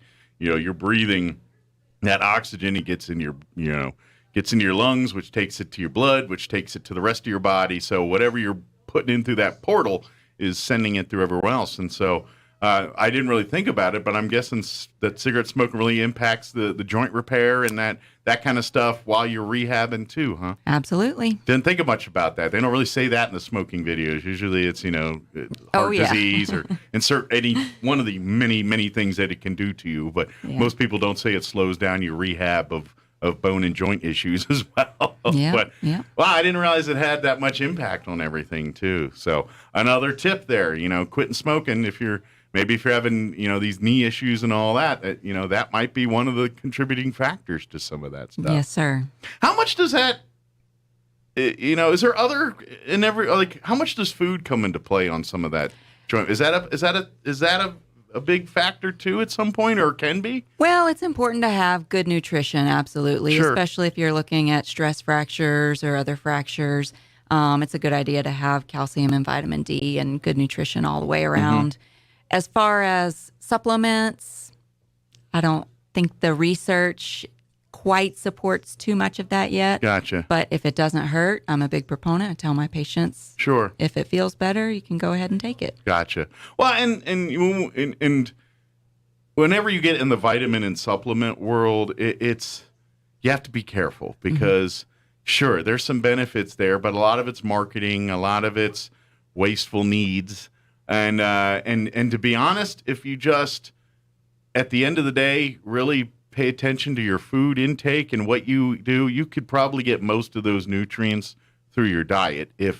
Obviously, if you're like, well, I hate X, and that's a good source of vitamin D or C or whatever, then maybe you should find another way to get that. But for the most part, eating the right foods and things will probably give you enough nutrients for your body to do what it needs to do. And the other stuff might be like, you always hear jokes like, well, yeah, you're eating all them vitamins, it's just making your pee expensive. Oh, that's funny. Yeah.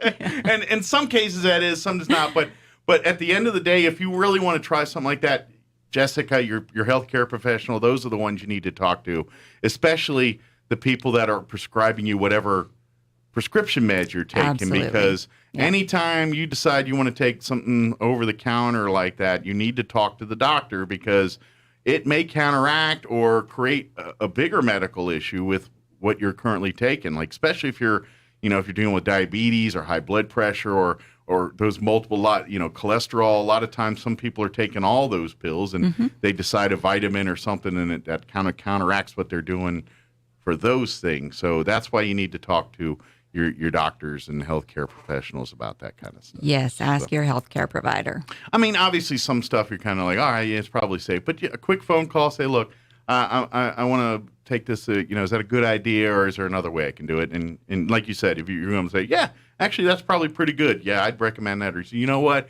because you're taking this, I would stay away from that. But in its place, I do this. And that's where you can help them. But I know we're talking bones and joints, but that really does impact all of that, too. Oh, absolutely. If you don't. Yeah.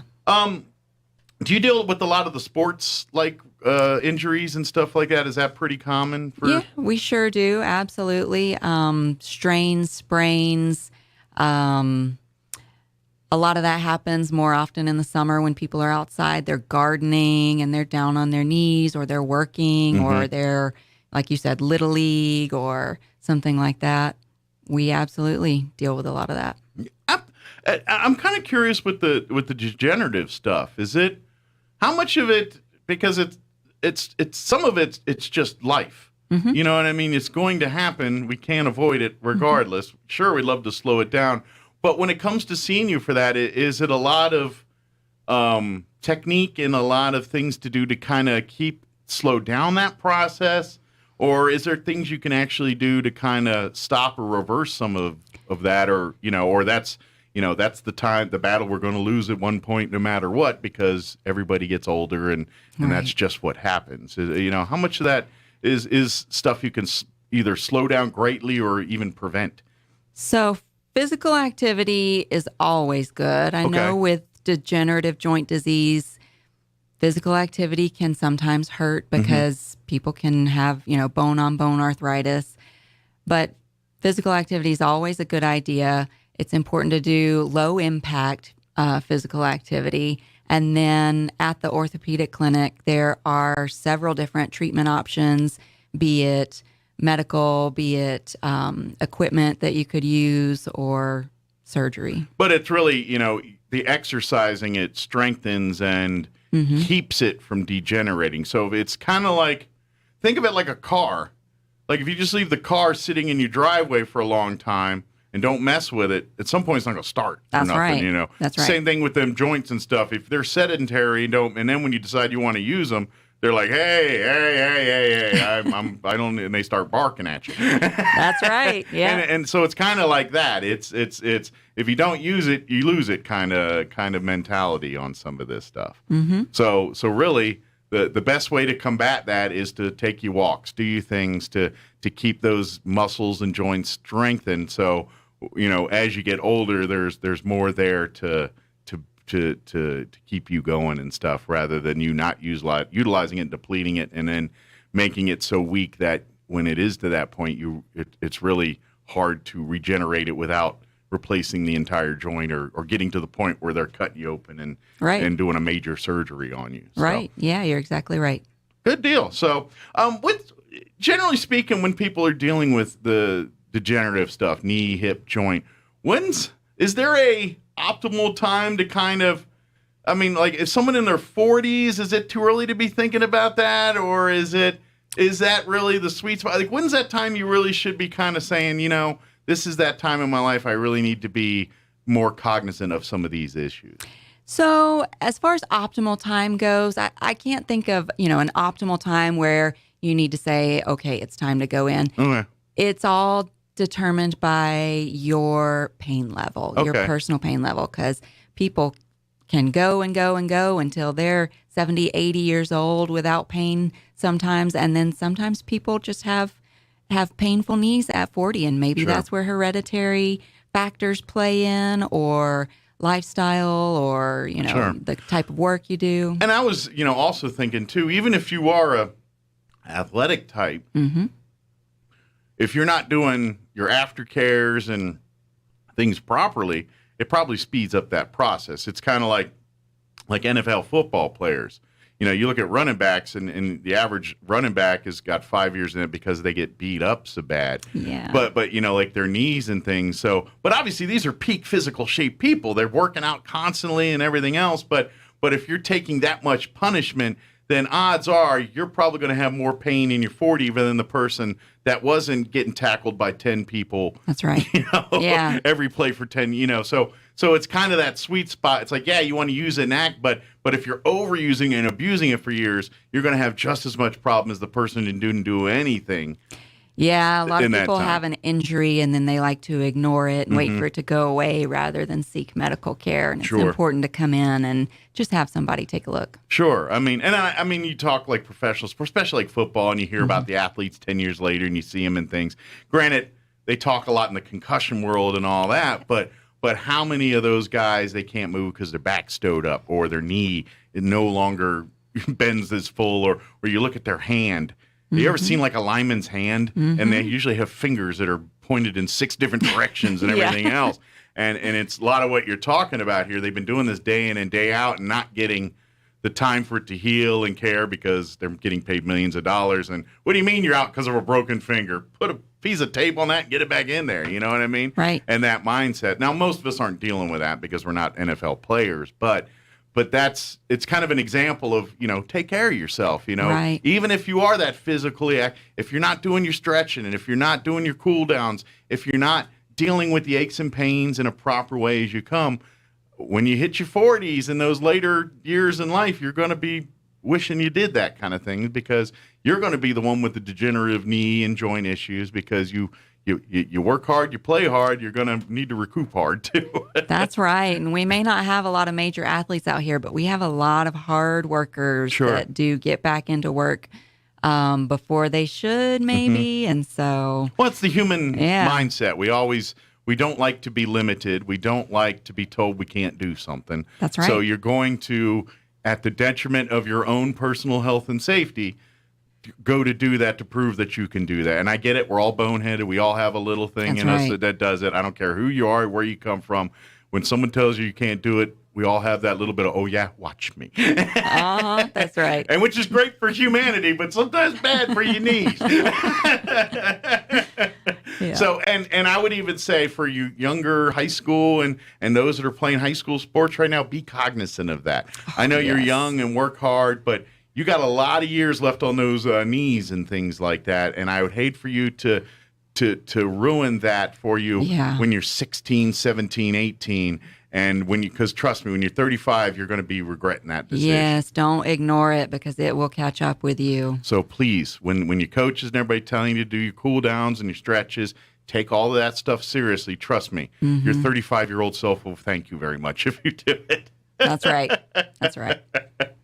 Of course, for your stuff, they can come and see you direct. I know a lot of times people go to their primary care physician, especially if they got a knee joint or, hey, my knee's killing me, doc, and then they may come, say, well, you need to go see Jessica over at SCORE, and then she can go. But you don't have to do that. If you've got knee pain or whatever, you can cut out the middle person, so to speak, and cut out your primary care and call the SCORE office direct and say, look, I got some knee pain or joint pain. I would like to set up an appointment to see what we can do about it, and they'll be happy to do that. That's right. And most days you can get a same-day appointment. Good deal. So you can get it in quick. And so if you call, say, like this morning, and say, yeah, my back's been killing me. I need to get it looked at. And Jessica and her staff say, well, come on in at 1 o'clock today. We'll get you looked at and start you on the road there. And then obviously if it's something serious, then the trail to get that done goes. But if it's something as simple as, you tweaked a little bit, some rest, some stretching, some ibuprofen or whatever, we'll take care of that thing there. And that's another thing I do want to talk to you a little bit about, because we do live in this world of pain meds and all of that stuff. Mm-hmm. How much in your line of work have they altered philosophies on that? Because I imagine in your world, sure, the pain meds and things, the knee pain, and that's very much part of it. Has the philosophy changed a little bit and stuff, like because doctors and medical personnel constantly, that's changing. Did the philosophy and they say, hey, you need to, let's steer away from here, instead go here. Has that been kind of the lay of the land in your world, or is it a case-by-case basis type thing still? Well, yes, the overall philosophy has changed over the last few years. As you know, there's a major opioid epidemic, and so. But there is, don't get me wrong. Certain surgeries, certain things. If you need the Percocet or whatever the latest one is, please do. It's with moderation and everything else, and please be. But like we said here, but we also got to a point where doctors were saying, because at the end of the day, it's all about customer service and everything else. Absolutely. Patients come in, my knee hurts, and they just, okay, here's your Percocet, and they're like, thank you, and then they go away. And now we're learning, there's a big problem by doing that. So, that's kind of where we're at now. So I was just curious if they kind of, in the big world, it's like, okay, instead of normally saying, let's do this, let's feed them into the more of the rehab type stuff, stretching and working those things moderately to build them up, not to mask a pain that could be telling you something more important. Right, and we're looking at better medicines to treat pain, inflammation, like you said, rather than just masking it. We want to make sure we take care of it and get it treated appropriately. So it's better science, it's better medicine, and that's a good thing. And we all need to remember that life is like we learn. We get, being a doctor in 1960 is not the same thing as being a doctor in 2022. It just isn't. It's night and day different. I'd even wonder if a doctor from 1960 come in and be like, what do we even, there might be things that are just a foreign language to that person at this point, because so much has changed in that time period. So, that's right. But that's true in everything in life. It doesn't matter. If anything, take whatever you're fooling with now, your cell phone, your car, whatever it is in your hand right now. There was about 20 versions of that thing that stunk before you got to that one. That's right. And that's just, but it's no true in medicine, everything else. It's trial and error. And so how they did a knee replacement in 1980 is not how they do a knee replacement in 2022. It's, so even like the stories you hear, if you're talking to someone that had a knee replacement like 5-10 years ago, it's a little different than it is today. As science and technology, and I don't know if it's the whole nanotechnology or all that world, but they're less invasive for surgeries. They can do things with needles and cameras instead of knives and scalpels and saws and things now. It's a whole right. There's been a lot of advancement, and with all of that comes better, aftercare, better results, better everything. So, exactly. So please don't ignore these things. Get them done, and I'm guessing your line of work is probably some of the most painful for your patients, but also in terms of stubborn and getting looked at, the most highest end of that too, because especially when you get older folks and they got knee pain and they don't want to look at it because of the other things. Well, I got to take care of this person. I got the grandkids. And by the time all that happens, they're so stowed up they can't move anymore. And so don't be that martyr. Don't be the person that takes care of everybody else and don't have your own medical needs looked at, especially if it's something mobility related or dealing with your physicality of moving and things like that. You want to keep helping your family and friends, you're going to need that to do that. So if you don't take care of yourself. So please don't ignore those nagging knee pains and things like that. If you notice that your knees hurt every time you go up and down the steps and it doesn't feel just normal, maybe it's time to get that looked at. And at the very least, Jessica could be like, you know what? It's just part of getting older. Just do a little stretching and maybe, mindful of it. It's just part of life. Or maybe it's, you know what? We've got some ligament damage here. Maybe we can do some repairs and things, and you're back to normal. Yes. Yes, you're right. Either way, don't ignore those things. Get them looked at, and don't even automatically chalk it up as you're getting old too.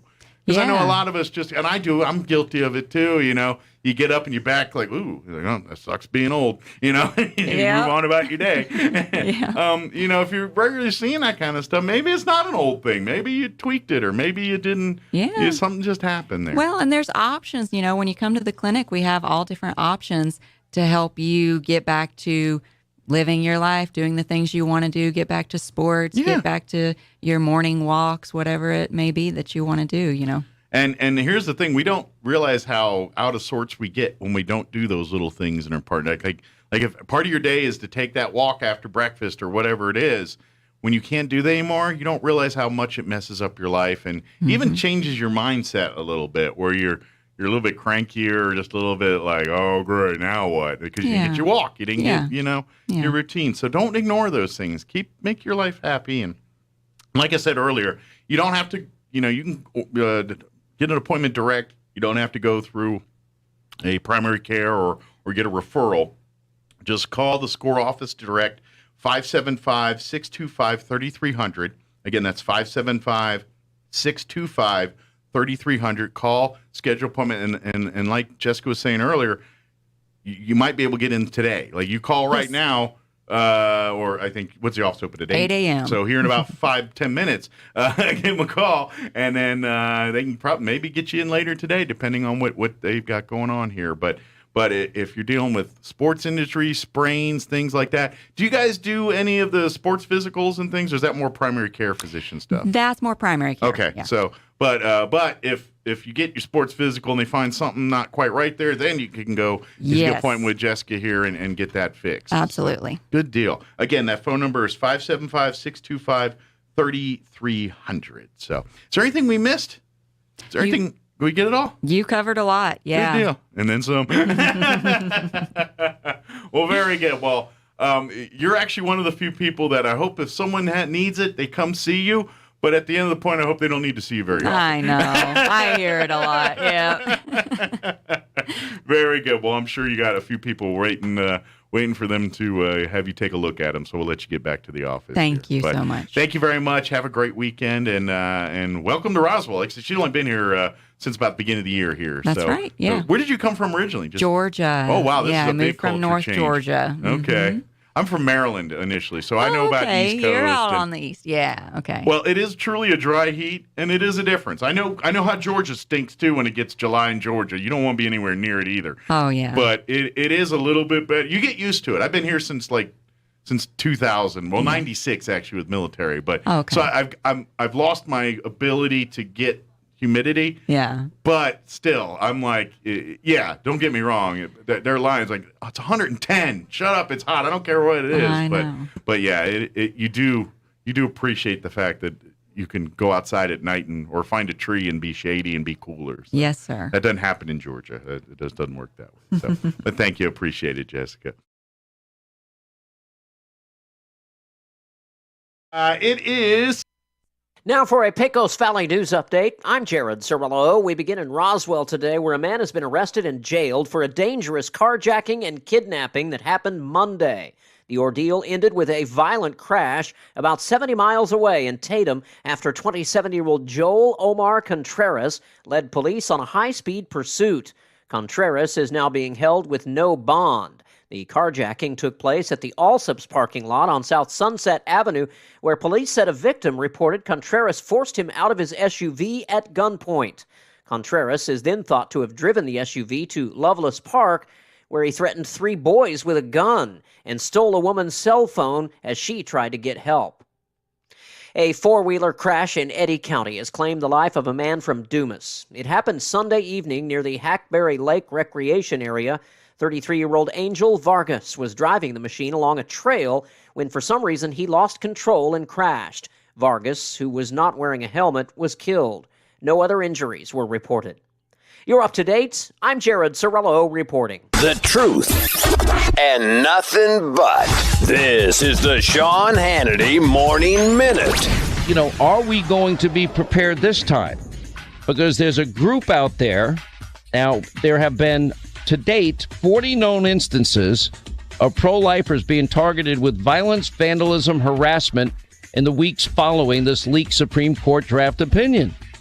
A report by the Susan B. Anthony Pro-Life America organization detailed 49 separate incidents of violence and vandalism and harassment committed by pro-abortion activists since the May 2nd leak. 47 of those incidences included the targeting of pro-life individuals, events, organizations, pregnancy centers, and churches.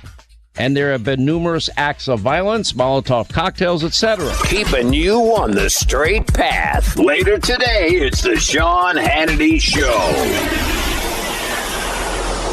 Nancy Pelosi, Chuck Schumer, and Elizabeth Warren, they're all attacking America's tech innovators. The left's bill, S-2992, would take away the digital tools small businesses rely on, empower China to beat America in the race for new technologies, and increase the risk of cyber attacks. When liberals attack America's tech innovators, they're really attacking everyday Americans and Main Street businesses. American jobs, America's security, and the online privacy of the American people are all on the line. Why would Senate conservatives support this liberal agenda that threatens American innovation? We need to stop Pelosi, Schumer, Warren, and the rest of the D.C. liberals from taking away our technology and making China stronger at America's expense. Call the U.S. Senate today at 202-224-3121. Tell Senate Republicans to oppose S-2992. ProtectingTaxpayers.org, paid for and authorized by Taxpayers Protection Alliance.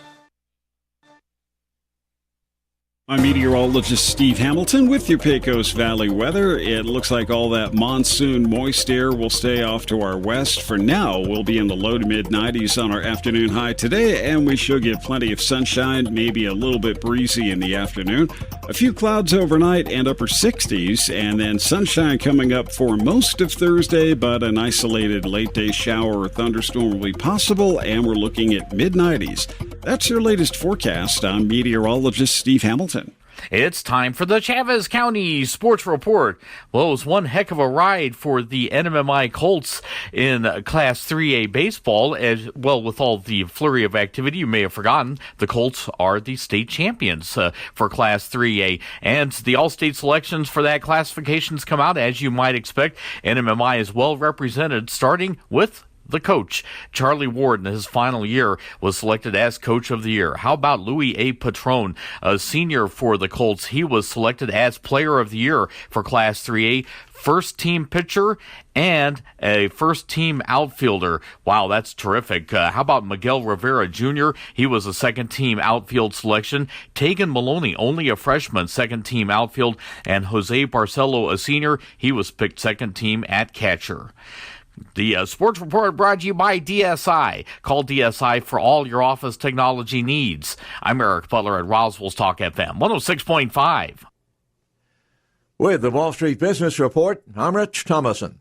Wall Street opened lower this morning before turning positive at mid-morning. The market keeping an eye on today's congressional testimony by Fed Chairman Jerome Powell. He's addressing the central bank's response to the persistent inflation that has thrown global financial markets into turmoil. Powell's Capitol Hill appearance today is the first of 2 days of testimony, part of the central bank's semi-annual monetary policy report.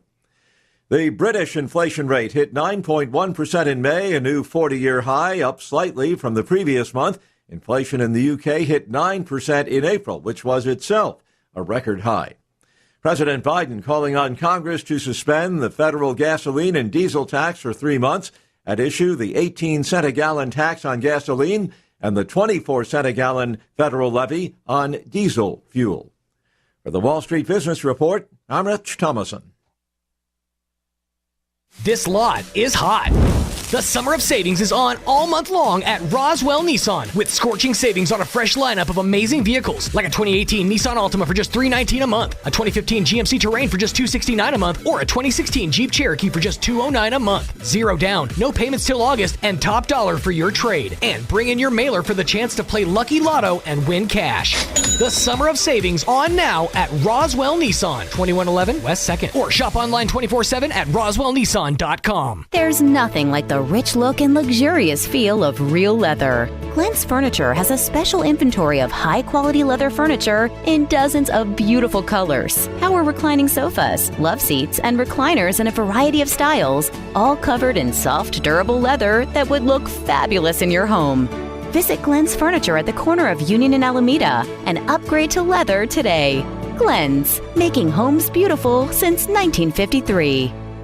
It's been a long, cold, boring winter, and children in neighborhoods everywhere are waiting to hear those magical words. The pool's open! Summer weather has finally rolled around. Make sure your pool is ready. Preparing and maintaining your pool for summer the right way will create a season full of smiles instead of headaches and make your life much easier. Soft Swim, the chlorine-free sanitizing system by BioGuard, only at Mays Lumber Company. You can count on Mays Lumber Company.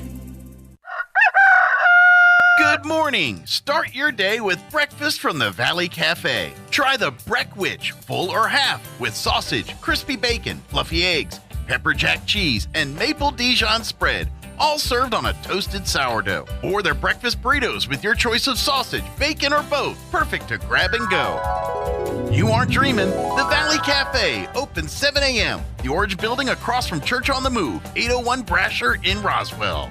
For over 40 years, Sierra Blanca Motors here in Roswell have been providing locals with quality vehicles and are committed to providing you quality vehicles and service for many years to come. No sales gimmicks, no inflated pricing, just a quality pre-owned vehicle listed at retail pricing or less. Have a used vehicle to sell? Get top trade-in value or an amazing cash offer today. Let Danny or Jose provide you a great car buying experience. Call 575-622-7907. Or stop by Sierra Blanca Motors at 720 South Main Street in Roswell. Se habla español.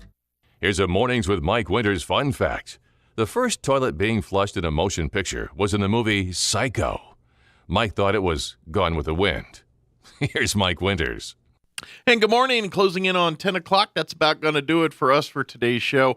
Thank you very much for allowing us to be a part of it. Really do appreciate that. If you miss any part of our show, you can always go back and check it out at your leisure, various different ways. KSVPTV.com. Click on the Mornings with Mike Winters channel there. Go to our YouTube channel, Roswell Talk FM on YouTube, Facebook as well, too. So we got you covered all there. All right, we'll be back bright and early, 7 a.m. tomorrow. Have an amazing day. You're listening to 106.5 Roswell's Talk FM.